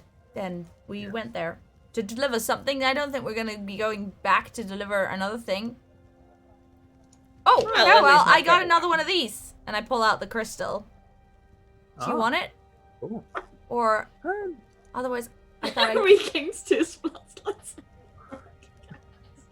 The reason why spellcasters can need to eat so much is magic is very calorific. Yeah. That's why like most like mages and stuff are quite skinny because they use all the. Yeah, they've all got tapeworms, and they all burn a lot of energy off when they cast no! Now I've got a warlock whose patron is the tapeworm. That's bad. That's just wrong. Inside of her, and it's like, feed me, and I shall grant you more power. That's a great old one. That's a great old one right there. It's like I've got a Cthulhu in my colon. But as well, it's like how on earth does it go undetected? It's because it's been smuggled by, and it's like it doesn't matter if that one sort of warlock is destroyed, because of course it replicates itself in all of its other ones. Yep. And thus the little Cthulhu bides its time. That's horrible. I just love the fact that you become one of these warlocks just like eating a dodgy burger by a person who didn't wash their hands. Yeah. Anyway.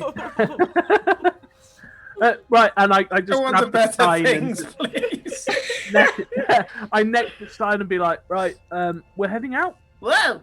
No. Eclipse is heading out. She was gonna sort out some travel expenses for her brother as well. If you guys want to join, but I was just gonna. Well, Cora, you were the one who offered the meatballs to Renata, so you should join. Okay, fine, I'm coming. And what I need to do and talk to you about Glory is not terribly far from there. It's a trip into sort of, Low Town and the other places. So, it's not terribly out of the way. We could do all of it all at once. Yes, go. All right. As Madeline comes down the stairs, she goes, "Oh, Miss Glory, do you want your package down here?" Oh, have I got a package already? Yes, from Scaramis. Glory keeps getting some packages. Can we take a few seconds? I need to check this out. I'll go get it directly, miss. Mm-hmm. The Awen stands up on the table, brushes off the little head of beer that she didn't quite get off the stein fast enough when Farewell chugged the last of his beer. And she goes, "I'll go with Cora. She's going to need somebody to slap her hand away." And flits up onto Cora's shoulder. Or actually, considering she's on the table, flits down slightly onto Cora. Well, we're just waiting for the few minutes while Gloria gets her loot bomb. Yeah, I want my loot. Yep, little package. Quite clearly Scaran.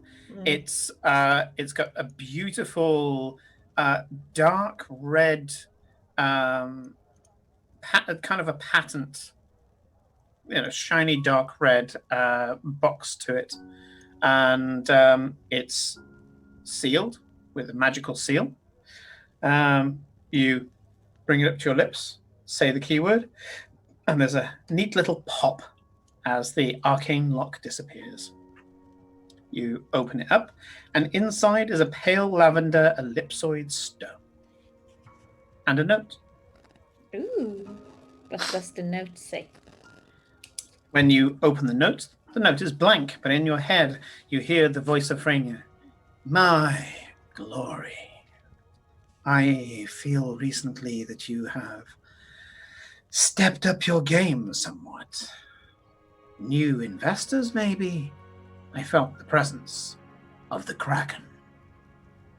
Either way, you should be keeping yourself more safe than this. I expect you to swell your ranks and start sending expendables in their place. Who knows? You may need them in place for when I call you back. And by then I expect that you will have established our embassy and our reach into the area that you have chosen to spread your influence.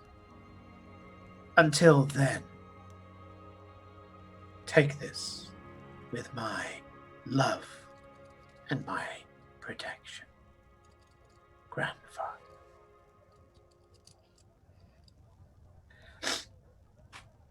Right. You know this is an Ioun stone. You flip it in the air and it starts to orbit your head. Ooh. Ioun Makes a little whom. stone. Whom. Whom. What does an Ioun stone do? They do lots of things. They are depending on which one you got. Yeah, because there are several ones. This one requires attunement. But when you attune it, and because your family are your family, they expect you to figure it out. Yeah.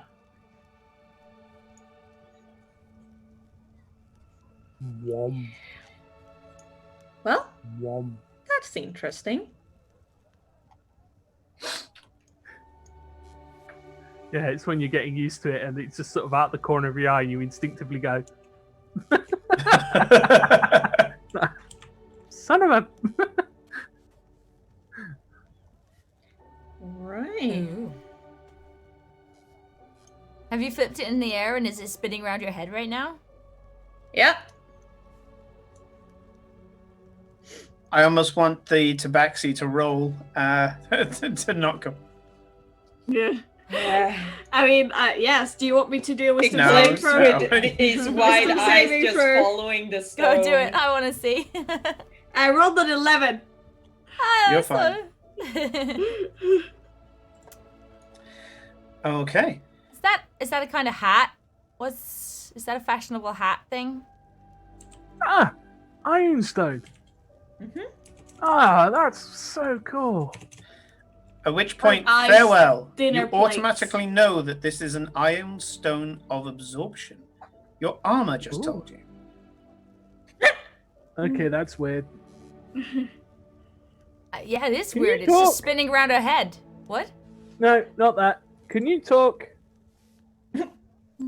What are you looking Okay. at right now? I see him looking just down.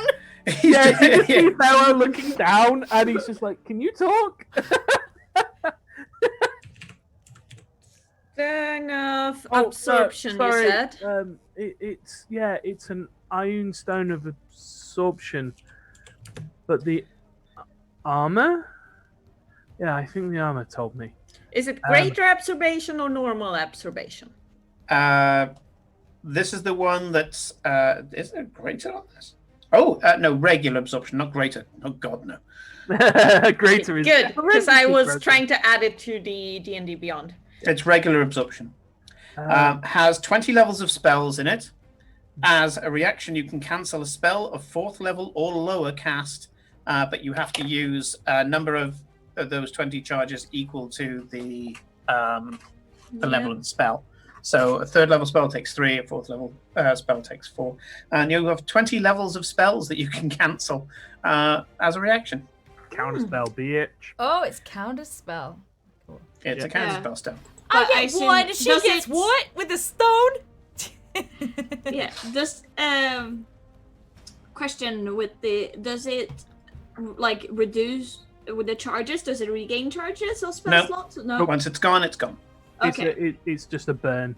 Oh, Okay. it's Yeah. a use once type thing. Yeah, it's 20 levels of spells. Once you're done, it turns grey and falls out the air and becomes a regular stone. It no longer looks like a normal stone. It actually turns dull grey, loses all magic and valor. Simon, according to D&D Beyond, it's not a attunement.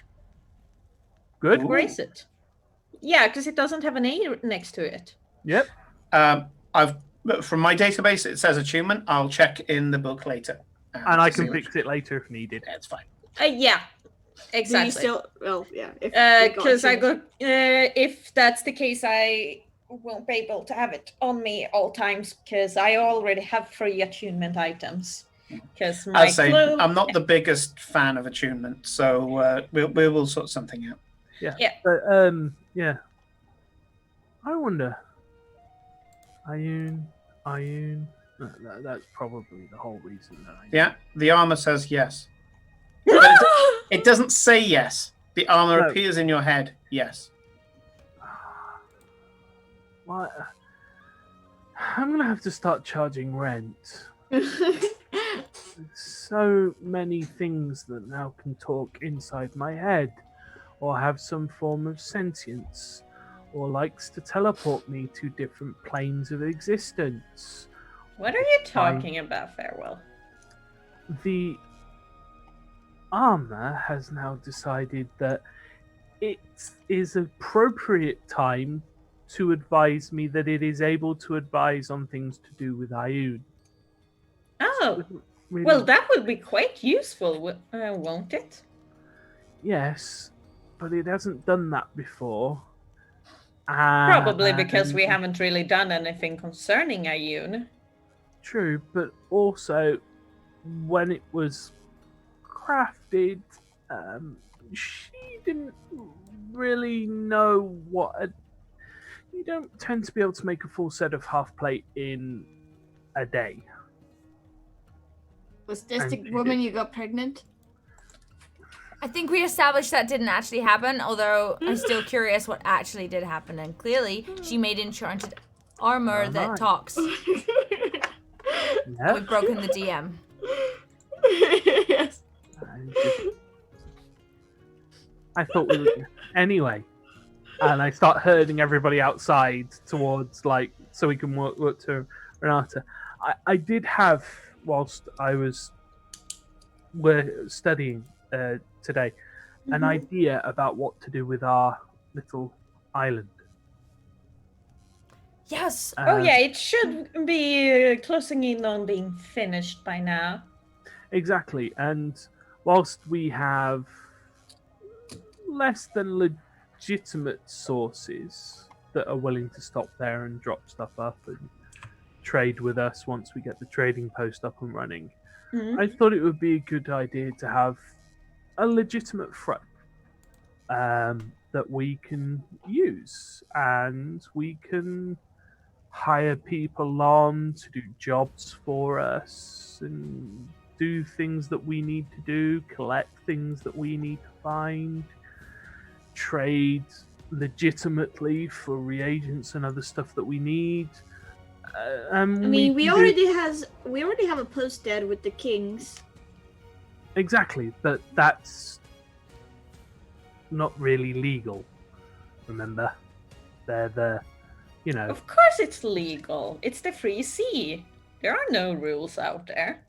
But Ostergard has very strict trading rules. So does and we're not trading in Ostergard. Gold Astamount. No, I know we're not at the moment, but I like the idea of having the ability to pull materials from elsewhere to do interesting things. And we are getting more popular and well known. And with that creates people that will either want to make a name for themselves off the back of us, or will want something from us because of that. And I just wonder if we have a buffer, an entity buffer between us, that some of that focus goes on to them and onto there, and allows us to act a little bit more clandestine, should we need to, rather than being everyone going, oh, it's you four, and then shit, and we have to start killing everybody, because it's the only thing that's available to us. Whereas, some of the more adventurous stuff, we can do that, and hell, we might even be able to get to the point where why are you so afraid of getting recognized? I don't get it. Because people suck. I just don't like the idea of being super famous. I just think it has more problems. And plus, we can't keep doing this forever. No. Which is why we're setting up for the future. And the company will help. I suppose that would bring in not only money, recognition, but also a certain level of stability that we, well, most of us don't already have. Exactly. So it could be that we do the sensible thing, and we have this legitimacy for when, we're all old and grey and we're all on our 7th or 8th bodies, that we can, have something where we can just grow fat and watch everybody else do all the hard work for once. Generations of adventurers could get their start with our great company and sell the world and do amazing things. I suppose. Maybe even give some of those kids out there a legitimate opportunity to start their own business as investors and other stuff. Build this city. Help it. And it doesn't matter that we do things that, are less than legal. We wouldn't be the only ones doing it. Yeah, I'm pretty sure that's how all businesses run, isn't it? From my experience. Yeah, pretty much. Pretty much. We've got all the connections. You know all the people. Eclipse knows all of the bounty hunters and security guilds and the clandestine parts of the city and that sort of nature. Glory, you have the society contacts. And I do know who we need to bribe in order to make the guards look the other way. Exactly. So between the four of us, we could have a very sensible venture that protects us, and we could grow from there. Huh. Sounds Do we need it though? I find this very superfluous. So Wait, don't do it then. Isn't that half the fun? Yeah, that is true. I don't mind having risk, having a little our own reward. stuff. Yeah. Why do we have to rely on Miss Green for everything? Just because she's gonna provide doesn't mean she always will. And not just that, it doesn't necessarily mean by doing this that we're also biting the hand that feeds. Look, I'm not her biggest fan, I've made no secret of that, but I also think that she will respect the initiative. And will give her opportunity and us opportunity to work together in many different facets. It works for all. Also, from a completely outside of game, doesn't know how long this campaign goes on, it could always be an interesting jumping off point for future campaigns and future characters. Oh yeah. Yeah. The nice little in-game lore that we can all use as the starting points that we've all just created together. Mm-hmm. And a map that was made by a neutral party that I may actually turn around and say to them, hey, the guys have done this on the island. Do you mind just adding a few bits? I'll commission you. So, but all good companies need names. I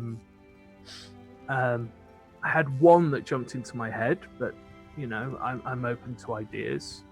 I like the sound of the the Wandering Eclipse Trading Company.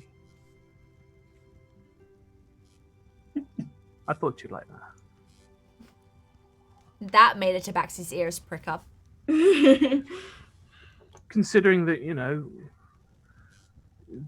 your Heart of Jordan was the first reason we really left the city and started pushing beyond the borders and began growing as adventurers, I thought it might be nice if your wandering nature formed the basis of our little company. What do you guys think? Do you like it? I think it sounds cool. I suppose it's an acceptable name to honor the fact that it was Eclipse's quest that took us there. Yes, we can't name everything after the glorious. Well, to be fair, No, don't worry. I still haven't heard back from the ones I petitioned to name the crater that we created after me, but I'm sure it will happen. Yeah, and I'm sure there'll be plenty of spells that Glory will create in a time that will bear her name. Oh, yes. According to the magistrate, the self-repairing windows are selling out for the nobles, so See? it's going quite well. Is there a lot of defenestration that goes on with the nobility? Oh no, it's the pubs and stuff that they own that have the defenestration happening, and by protecting the windows, they are earning a lot of money in back return. Mm-hmm. Yeah. I mean, I'm open to whatever names you guys come up with, but I like the sound of that. I like it. I thought. I just, it's not necessary. We could go our whole lives without it, but I like the idea of giving something back and having something that's ours, that we built.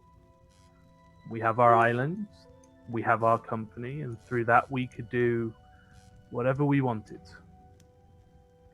Yeah.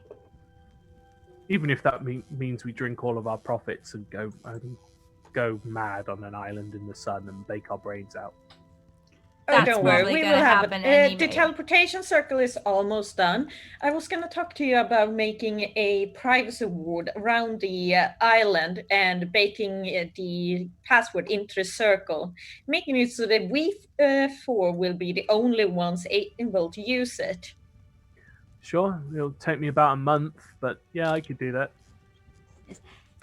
Lovely. Also, because I wouldn't like to source that out. Because then someone else would know the password, which would mean that we would have to kill them afterwards, and Eclipse frowns upon that. I think we all frown on killing. Yeah, I'm kind of against that idea anyway. I don't think it's just one person, but we're all up front for building companies with multiple layers of legality within them and running our own sort of smuggling rings, but yeah, straight up just murdering people for doing work for us. No. But as I said, I'm on board. I can do that. We'll just have to get ourselves over to the island. It's a good idea. We have a boat. We do have a boat. We do have a boat. But yes. Also, I do want to go and find some more of these canopy jars. I think I've been very patient, but I want to go and have a look. Where? What do you mean? What, you've been patient? When do you know where the next one is? Yes, I know where all of them are. I have them here pointing out on map. Yeah, she pulls out a familiar map that you may have blocked out like several times, and starts pointing at it. And you're there. You can see yourself blocking it out, and then you're like, no, I must focus on it. Focus on it again. You remember it was the map that we almost died getting, if you remember. My heart stopped. If you remember. Not this one. This one is an old map. Oh, it was the other map then. It was one of the maps. I don't know. But to be fair, what I want to talk to Glory about also kind of ties into that as well. So it's cool. I mean, are there any more at sea? We can go via the... I think they're all on land, aren't they? Yeah, most of them are on land, yes. Yeah. Okay, well, let's just bamf there and just go nuke some more jars. Or things. Well, we're not destroying the jars, we're destroying everything around. Yeah, we fought a kitty cat and then we took them to a museum. It was great fun. No, I mean the big giant demon squid. Oh, yeah, and then Glory sent it home. Yeah. Yeah, and then we stuffed the other one into a box. Yeah, the one that we almost one-shotted with, like, giving burnability. Buff the rogue out to the nines and let her sneak attack and see what happens. Boop, boop, boop, boop, stab. I assume by this point we've hit Renata's thing. Sorry. Yeah, you've been stood outside for like 5 minutes easily, just having this conversation. Yes, I'll quickly go in with Cora and we will deliver unless the other guys want to join us, and we'll deliver. We are probably considering talking about the procedural legalities that we will be involving soon. Yeah, Farrell's already got the forms out and he's just like Like, no, we can't put your grandfather down as our beneficiary. You don't need ties to that kind of level of ties, legitimacy. We'll no. I'm telling you that would be a bad idea, because then my family would have a stake in it, and we can't have that because this is mine. Ours. Ours. Am I even there? I'm not. I shout that back. No, you just watch his 2 windows open and from the mansion in Cora and Ours! Ours! It's not just yours, Glory. What I'm saying is that it is my thing and they don't get a say in it. I completely agree, but again, our thing. All of us together. Our. Glory doesn't get the concept of sharing. Yeah, sure. Yeah. So anyway, we just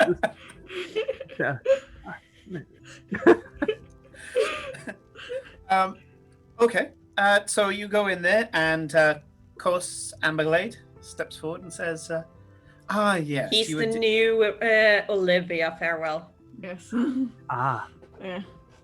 Yeah, there's a bit where like Farewell's like, who the fuck is that? You have no idea. As you open the door, I just hear this Farewell voice from the background goes, who the fuck is that? They're just like a Eladrin. I can't remember what season. Autumn. Autumn. He's an Autumn Eladrin. Yeah. They. And you can see, they. Although it's he, they. For this one, I checked. The pipe, the kind of piping on the jacket and all the rest of it, means that, you're not sure if it's a uniform or just some sort of coincidence, or maybe this person knew what Olivia normally dressed like. But there's some kind of elements of Olivia's wardrobe in Kos's. And Kos goes, oh yes, you went out on the food run, didn't you? Oh yes, we got meatballs for Renata because she wanted some. If I may, and you watch as the eyes suddenly flash with magic, and the hand goes. Yes, everything's in order. Okay. They're very good. They might need warming up. Not and a problem. Some might be a bit squished from my pocket. And also, we would like to speak to Renata about. Farewell had something. No, not Farewell. It was about your brother. Remember? Yeah, that too. But Farewell. In that case, may I suggest that you take them up yourself? We will. Skipping along with people. Are you guys coming in as well? I'm confused about if you stayed outside or we went in. Yeah. I thought you guys were needed to go in and like speak to Renata about something, or what? You needed to. Not right now. No. You wanted to speak to Renata about your brother. Not at the moment. I'm good. Yeah, no, it's just a business venture. You go upstairs. Yeah. And you walk in. You can see that Renata is not at a desk. Instead, she's at the kind of sconce on the side where all the bookshelves are. And this is where they were kind of holding a bit of a war room before with the Duke. And she sat there with 3 of her grey cloaks.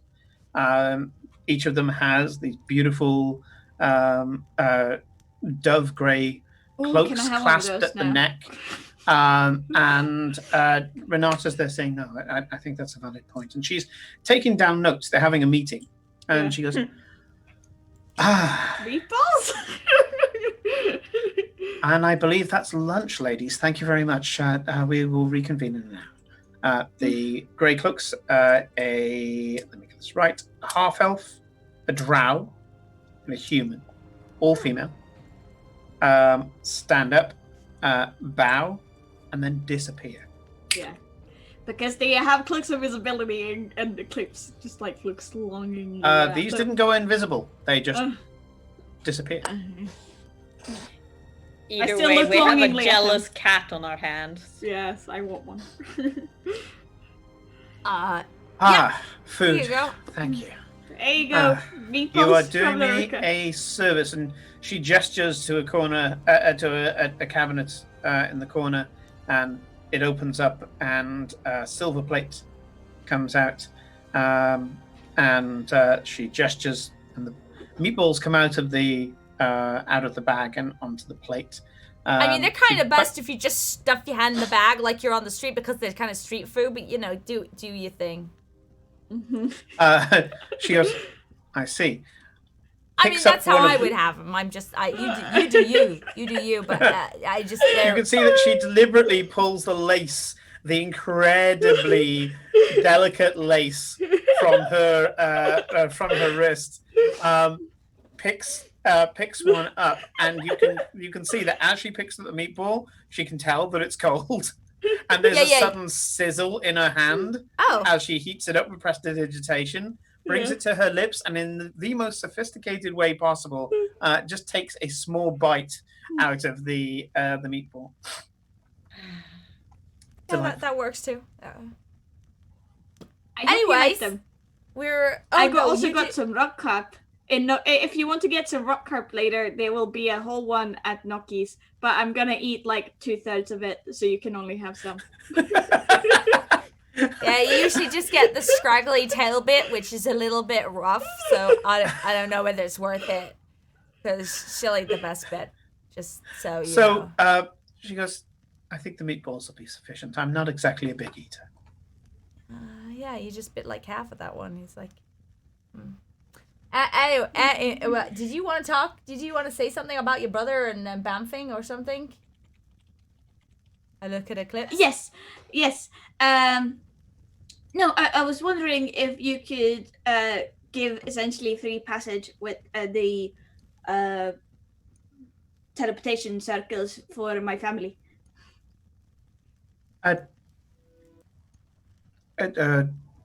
Well, I should imagine they don't have any barrier to coming through. What do you need me for exactly? Oh, just the money factor. Oh, of course, as part of your living expenses, of course. Yes. Provide the names with one of the clerks downstairs, and it'll be done. Okay, thank you very much. The least we could do, of course. Connecting you with your family, that's a life expense, surely. Thank you so much. And we will leave you to your meatballs. Thank you very much. I'm sorry, Farrell. I just have a immense sensation that you're committing faux pas in the name of etiquette in there. I wouldn't worry about it. If I'm honest with you, there's either two things happen. The food's being eaten in the most soul-destroying way that you could ever eat street food, or they are basically consuming the meatballs handful at a time. Either way, somebody's going to be upset.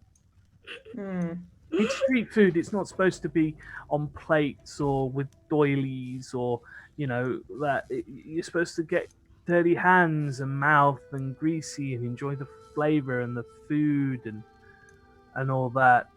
Come walking out the door at that point going, I can't believe she got out a silver platter. Oh, I mean, what was that silver plate for? She's just reaching in the bag. She heated it up with her fingers. It is That's quite impressive.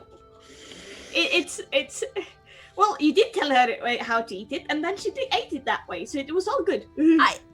Oh no. Eowyn at your shoulder goes, she couldn't put her hand in the bag. Did you see the lace at her on her dress? She put that in the bag. She would have cost about 200 gold's worth of laundry bills. Well, prestidigitation, boom, it comes straight out. Yeah. Do you know what they were bringing? I mean... Anyway, I don't know. We gave her meatballs, so we've done a good job, Tick. That we've done. Yeah. Which, by the way, Farrell still has a bag of them, and it's just been through the entire work, just going, I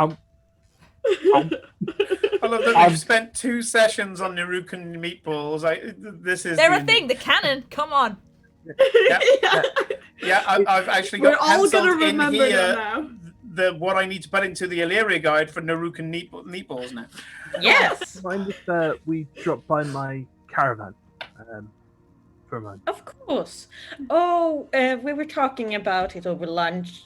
No, not lunch. A second breakfast earlier. You really We were do have to talking stop after letting Cora dictate when you eat by her stomach. Yeah. Really. Yeah, I'm starting to realize that I had about 2 before I just couldn't anymore. And Yeah, you got this. kept going. Later, me and you, Glory, we need to just do some more spells to like expend some calories for all the extra we've had today. Oh, do not worry. I've been doing that on the side. You don't realize how many prestidigitation I've caused today to keep you two from looking filthy. What? I wiped my mouth. On your sleeve. You took the words right out of my mouth if you didn't say Eowyn was going to. Where else? I mean, you can't. I mean, even I'm like, napkins are a thing. What? They are, Yes, for a reason. And then you have a dirty piece of cloth in your pocket for no good reason. Well, it's not my fault that the dust gathers on my fur as it does. Yeah. No, that is acceptable. What I don't understand is why you haven't learned prestidigitation by now to take care of it. Because I have other spells. Yeah, because I have to learn sneaky other sneak. Yeah, Because I can do this, and I make like some like random music play with minor illusion. Like some Eowyn crosses her hands and says, "Yeah, she can make music appear, but she's still got hoisin sauce stuck in her chin here." And kind of flutters up and kind of presses her finger, this tiny little finger against the chin. Thank you, coagulation of pick it out. I do minor illusion and give myself a mustache. Not that I need to even use minor illusion for that, to be honest. I've got disguise self. You can just do spells to make faces and be like, I am now Cora Bubble Mustache. I know, but I just was looking at what I have for cantrips. It's like Howl's Moving Castle when that little kid puts on his hood and just grows like a full-on, like, chest-length beard. Oh yeah, that's what Cora's just done. But it doesn't quite stay because it's not the disguised self one. It just kind of slightly drifts like it's a filter that doesn't quite work. I love the fact it's a magical version of the finger tash. Yeah, it's a Snapchat filter essentially. How mature. This has been my day. Farewell. Yeah. I mean, to be fair, maybe if you see, she might be Snipe. I don't know if there's a moustache option for wild magic, but there might be. Yeah. I have been thinking of writing a second wild magic table, but you would have had much more fun with me, I think, today than with the two of them. I mean, they would have been bored to hell and probably would have burnt the place They down. wouldn't even have thought about going to the Rook if I wasn't there, but at least we got rid of the chalice. Oh yeah, how did that go, by the way? No, very well, until Eclipse decided to taunt a sentient knife that was flying around. Well, I helped them. I helped the temple guards catch it. They would have caught it you help without it you. catch That wasn't it the first time. In you? Yes. It I was thought stuck in that her was- shoulder. Yeah, I wanted to keep it. I got stabbed by a sentient weapon. I am keeping this scar. It's not going anywhere. Farewell. I just have a look at it. How is it healing well or? Oh, it was I got already healed. healed over by one of the priests. So Yeah, but she left the scar for me. yeah, it's what it looks like to you. Farewell is a very early on in their career battle cleric. Where you only heal as far as they're not going to die, and then you go to the next one, then the next one, then the next one. It's efficient use of their magic, and it means you end up with a lot of scarred people, but a lot of alive people. All I'm going to say is shoddy work. I mean, that's not even going to heal into a decent scar that you'll see underneath your fur. That your fur is going to cover all of that. Okay, fix it. You shave that smaller. Again, If you want to see the scar, just shave the fur. That's kind of what I used to do. You had Well, fun. at least I'll know it's dead. I At shaved least my I'll know head. it's dead. Jeez, that was like a significant part of me for like a year. Sorry, I didn't put two together. You just went shave the fur, and What did you think she meant by fur? it's been a long day. What have you been Well, doing I do today? not want to Just know reading where books? your mind went there, but Ah. I can imagine it. Um, I wish I didn't. well, Oh, God. I think I made a friend. You made a that's friend. Great. Oh, to be fair, when it comes to me judging how you make friends, it's one of two ways. You either end up killing a load of strange bandits together in a warehouse and then almost end up burning it down, Mm-hmm. or you're doing petty crimes together. And to be fair, that's the only So way I've which known one how to did make you do friends. just now? None. Is it the petty crimes or the Oh. killing people in a warehouse? Because we need to know We if we missed have out. to do cleanup. No. Unfortunately, I guess for you guys, we just talked. Oh. Well, it's neither of those, so maybe no, you probably didn't make a friend, I guess. I Oh, don't right, know. okay, fair enough. Either that or you fair enough. discovered the mysterious third way of making a friend. I don't know. I don't think you make friends by talking to people that you have shared interests with and discussing, basically we had a really fascinating conversation on the void and the differences between sort of the travel between planes and entropy and magic. It was really interesting. Is that the third way? I thought the third way was the thing that Glory does with the eyebrow. No, that's to get people into That's bed. yeah, that's a different type of friend. Not friends. Oh, just please. bed. I've made a lot of friends by sleeping with them, okay? I'll take I'm confused your now. word Is for that it. the third or the fourth way? That's the That's- glory that's- way. Glory That's the way. glory way. Oh, it's a different list. Okay. Yeah, Look, different list. you've already got something named after you. See, you don't need to worry. Yeah. You've got actual something Friends with benefits. named after you. It's no longer friends with benefits. Yes. Glory It way. would have been better if I was the only one doing it that way, but unfortunately my cousin knows how to do it as well. I'm sure it's Ooh, not which the same one? kind of grace and Oh, style. the one we don't talk about openly. Oh, this Oh. one sounds Feels like a riot. many of them. Is he have. like is he banished because he is too evil, or is he banished because he wasn't evil enough? How did you know it was a he? Because Corinne knows. because of we don't see an awful metagaming? lot. We don't actually see an awful lot Have of you been male. going through my correspondence, Eclipse?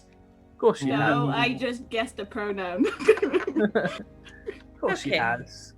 Do you Curious. want me to take more attention on the Tabaxi mistress? No, it's I fine. can monitor her movements if you wish. But I hate that dragon. I hate that dragon so much. so much. The fact that we can't hear it, we I just have. love you guys' reaction every time. Hate that It's dragon just, so much. oh, it just makes my skin crawl every time. Every time my toes curl, and I'm just like, oh god, I hate that dragon. I hate him so much. And we have to listen because we have to be quiet because we can't actually hear him in real life. Yeah. I mean, we And- can talk over it, but that would be rude. No, it's hard, isn't it? Oh boy. Anyway, Yes. What's we're the plan here. now? We've My run out of caravan. meatballs. Penitence is a special case with Oh, the yeah. family. I'm sharing my meatballs with Cora. So, I'm- I'm walking along and I'm just holding the bag down and I can feel the little hand go in and just like come out, and I'm not even like having to be asked. It's just happening automatically. I take one, the bag I goes don't down. think I take Cora's one, the bag probably goes down. not even really aware that she's doing it in a way. It's just kind of like, oh, there's food here. It's just like, it's not She even just like that eats. it's not mine. It's just, yeah.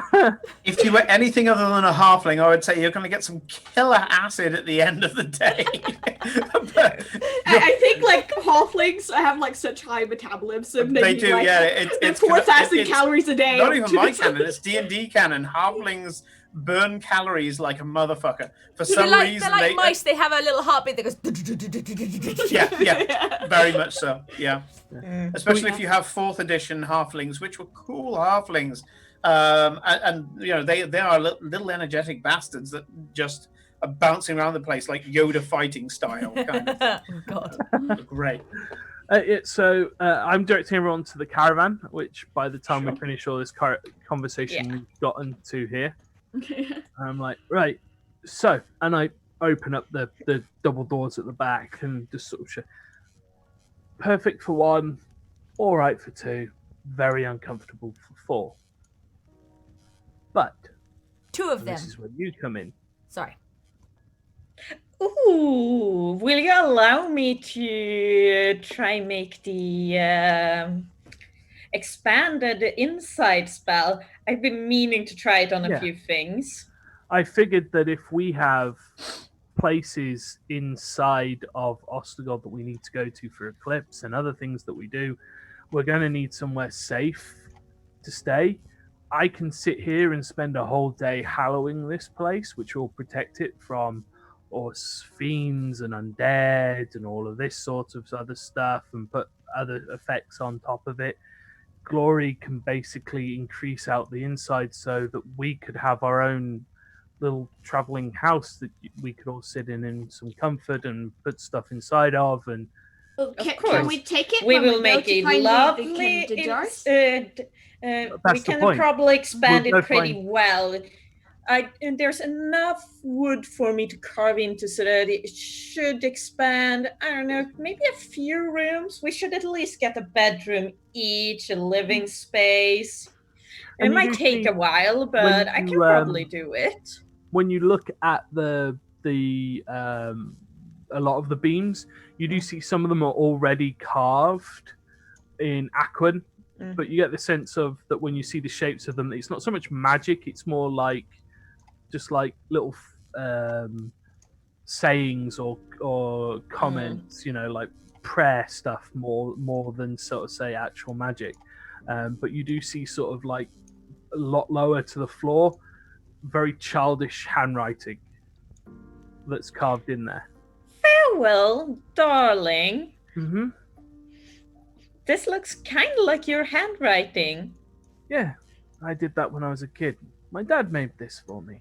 Aww. Not long after I was born, he built this. He was a very good carpenter. So Cora has curled up on the tiny little chair near the door and just wrapped in a blanket and just been like, oh, I miss this place. I miss it too. A lot easier, a lot simpler. And I'm like, I come out and I like hook up like one of the hammocks like from in on the inside, and then I flip over one of those things so it's like a bed, and it's like, you can sleep 4 in here. It's a little comfy and closed. It's like we are back at the boat. Yeah, basically. But I figured with Glory being able to really stretch her mind and her art with her magic, that she could create something special for all us here that we can build in and do with as we please without fear of anybody paying attention to it. And when the only issue is having... Well, I suppose I don't we'll need have a the room time for it. I don't seem to be here at night, apparently. Oh, yes.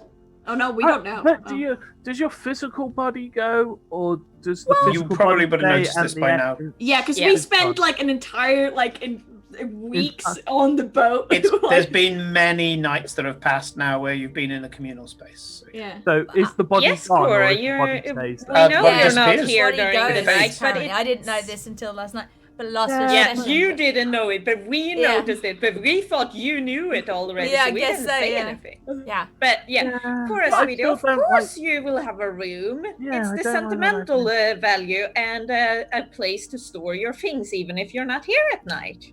Yeah. And you gotta change and brush your teeth in the morning and stuff. You need a place. But I don't need a bed. I don't need like a big space.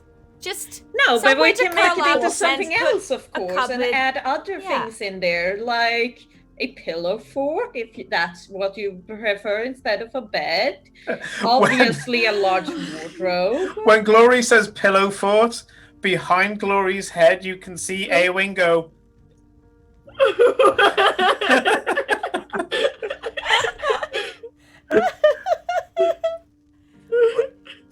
and like Cora sort of gets excited, then sees that and is like, No, that's not what she meant. She was actually being very clean and reasonable for once. There was no double entendre there.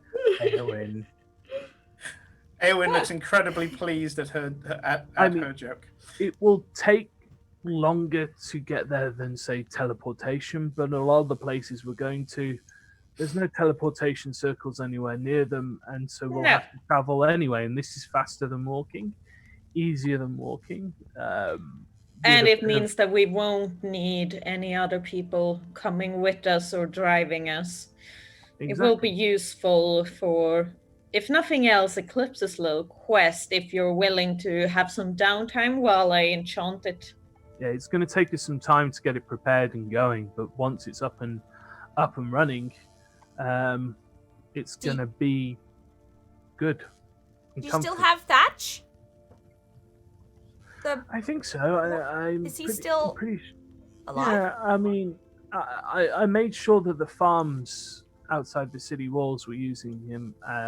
So that, well, he's a working horse. Yeah. And that's what they do. They need to work. We have enough money if we want to buy more horses. Well, we gotta take Thatch, but we can buy more if we want to go a bit faster. We could buy another. Well, yeah, I mean, it's designed for two to pull. Yeah, we need two if we're gonna be like four of us, because usually if it's just you, that's one thing, but Thatch can't pull us all. Yeah. Oh, don't worry. I can weave into it, making the carriage lighter as well as expanding the area within. Having two horses is probably best practice. You're not working just one horse and they can share. Exactly. So we'll still take two, but lightening the thing will help. It'll cut down the time.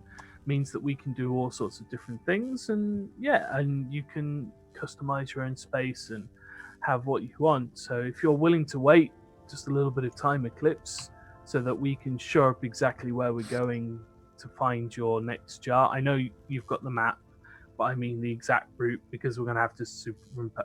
You know what I mean when I say that. And we'll create this. What do you think? Yes, that is very acceptable. Once the carriage is done, I can work on new shoes for the horses. I remember reading about a spell when I was looking up some other things. It's an enchantment you place on the horseshoes that makes the horses lighter. Yeah. It basically, increases their speed, amongst other things. That's like the stuff that we saw with those green organization people that were dodging. Exactly. No, they weren't green. Yeah. They were something else, but they were definitely else. Yeah. Oh, they were working for the institute, but whatever. Yes. I don't know. But I remember what you're talking about with them. Yeah. They sped off. Yeah. Oh, cool. Okay, we can do that. You comfortable with that, Eclipse? Yeah. Well. And besides, traveling 2 places, we can use the carriage, and on the way back, we'll just use a By the way, circle. are we like 2 or 3 days away from being whisked away to our doom? Oh, it's not keep your forgetting doom, that, sweetheart. And besides, it might be 2 for days. Eclipse. Oh god. No. I'm sure. Well, we already covered this. I'm only going to speak about the Heart of Jordan and nothing else. That's fine. Unless they look angry when you start talking about that, and then you stop talking about that. I work on the basis that as long as we limit the types of conversation that we're having, the less chance we have of end up either fighting honor duels, having to get other people out of prison, genuinely having to resurrect. And besides, this is a party we're going to. It's a celebration. Oh, yeah. And before I forget, and I hold out the brass ring, I feel quicker when I hold this and I look at it, but I can't figure out what it is. You feel slightly more energetic. Not necessarily I feel energetic and there's a pulse to it. I can't Let me take a look. And I hand it over. plain brass ring. An Arcana check will not reveal anything because there's nothing to check. And looking over it with detect magic. Yeah, you bring your star opal over your eye, and you see what Farewell saw, and that is, it is a magical ring with a conjuration magic. It's cool. Conjuration. No one has identify. We need identify. Yeah. No, I actually. Would you believe it or not? I thought he was real. Thank you, Glory. I take the ring back and I go. I ran into a weird halfling peddler. Did you not actually manage to get 2 things, or did you only manage to get 1 in the end? So... I have a little box in my bag. There's a box sealed with sealing wax. Yeah, with potentially something or nothing in it. The ultimate tabaxi. It's a tabaxi inside. Is there a tabaxi in the box, or is there not? The element of tabaxi torture is to put a tabaxi in a room with that box and tell them they're not allowed to open it. Yeah. Oh dear. Yeah, I ran into a rather strange halfling peddler that was selling lucky charms and curios, and would you believe it?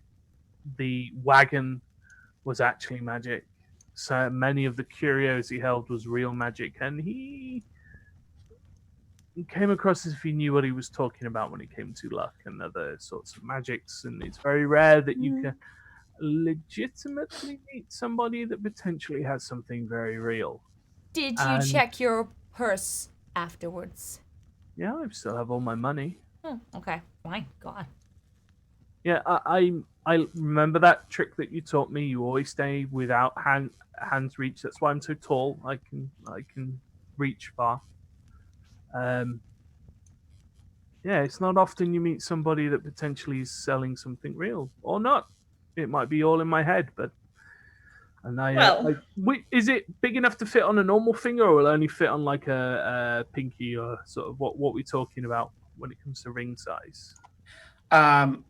You have a feeling it will. The size it is, as you look at it, you're thinking you could probably get it on a pinky.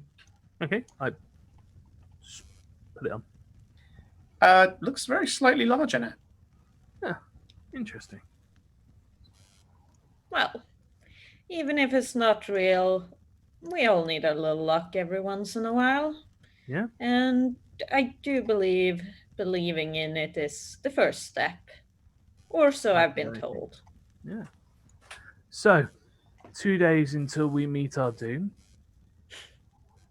We are well and truly stuffed and full, and the night is drawing on. Mm-hmm. What's the plan?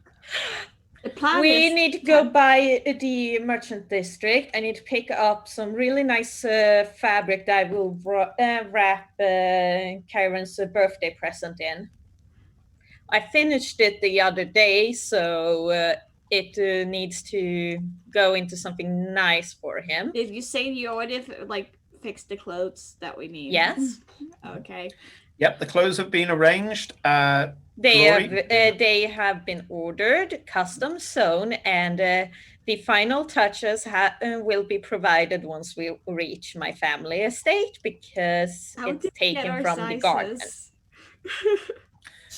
You went to a fitters before. Yeah. Mm-hmm. Yeah. Ella has all your measurements. Maybe slightly off on Farewell because, new body and all that, but mostly he's well, to be fair, they were ordered before he switched body, so you're gonna be like tight. You get that whole pulling thing on the shirts, yeah. Yes, Felicia, you have finished Kyron's present.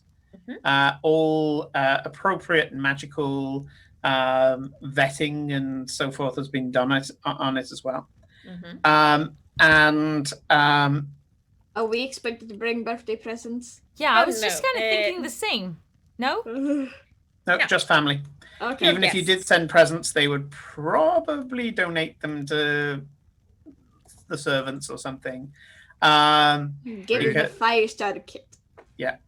Oh no, I'm giving him something He doesn't much need one of those. better than that. Yeah, I was about to say, if he's the same kid that blew up that place last time we were there, he's got that down pat. That's Kyron. That's Kyron. Oh, he's such a little terror. It's lovely to see Maybe that that's he's gonna be his trying name. to do. Terra. Oh, no. That was what I was called at that age too. So don't worry about it. It's a bloody good team. I would have thought it would have been more like horror. Oh no, I was Mama's little terror. Considering who the mother is, that's something. I'm going to wrap up. Yes, because we're as you guys are talking, and Glory, you're still contributing to the conversation. You're just giving the caravan a once over, kind of seeing where you'd fit the runes and things like that. Folding space is a difficult thing at the best of times. If you didn't have the resources that you had in Ostergold, you wouldn't attempt it at all. You'd attempt it, but you wouldn't even attempt it. It would just be something that you could just do in Atosran, because you just keep, finding the people and the money and the resources to do it until it was done. It is a spell that a type of enchantment she has studied because she's lived in that type of houses since. Oh, yes. Forever. Yeah. And this is not modern Canaan's Mansion where it's on a different demiplane. This is literal space folding. So it's bigger on the inside than it is on the outside. It doesn't offer any of the extra protections that modern Canaan's Mansion would have. It doesn't have any unseen servants. I think there's enough servants to cater for 100 people in modern Canaan's Mansion. This is very much a toned down thing. All you're doing is just making some extra rooms. Yeah. And you know that if anybody was to rupture the caravan from the outside, everything would spill out as the space resolves. It would basically be an explosion of stuff. Yep. And you're there, you're taking things through, and your familiar whispers up, kind of curls up against your neck and against your head. You can feel the sensation, even though you know it's intangible. You can almost feel the sensation of this little forked tongue going, "Yes, it's going to be somewhat of a challenge, mistress, being that the caravan is already enchanted." At which point, we're going to stop there, and we will start again next week. So a huge thank you for Kate, Nick, Corinne, and Felicia for their story today. And for those of you who have joined us partway through, I'm Simon, and it's been my honor to DM today. We're going to raid very quickly because I got to be better at doing that. So let's take a quick look at who is about. We can always go to our end screen and we can make that decision in the end screen if you want. That sounds good. We'll go to the end screen and so we will be everybody raiding, in so chat, stick with us for please, a second and come and spread the love. Give your suggestions in chat. Yeah, give us suggestions in the chat while we set this up. All right. See you all on Monday, right? Monday, yes. Yeah. Monday, brand new pirate show. Yeah, a brand new pirate show going ahead this week, unless one of us gets sick again, which hopefully should not happen. We're going to attempt not to because I want to get started on that. There's nothing worse than not starting a project. Yes, Monday, 8 p.m. to 11 p.m. UK time, using our exclamation point loot and exclamation point cannon. I actually had to remove the extra functions that I was going to put in. Anonymously, so even the players don't know the extra functions at the moment. And we will be doing that on Monday, and then we'll be following up again on Tuesday, 8 p.m. to 11 p.m. with Star Wars Legends of the Sprawl. Until then, take care, and please put your suggestions for the raid in the chat. And we will see you soon.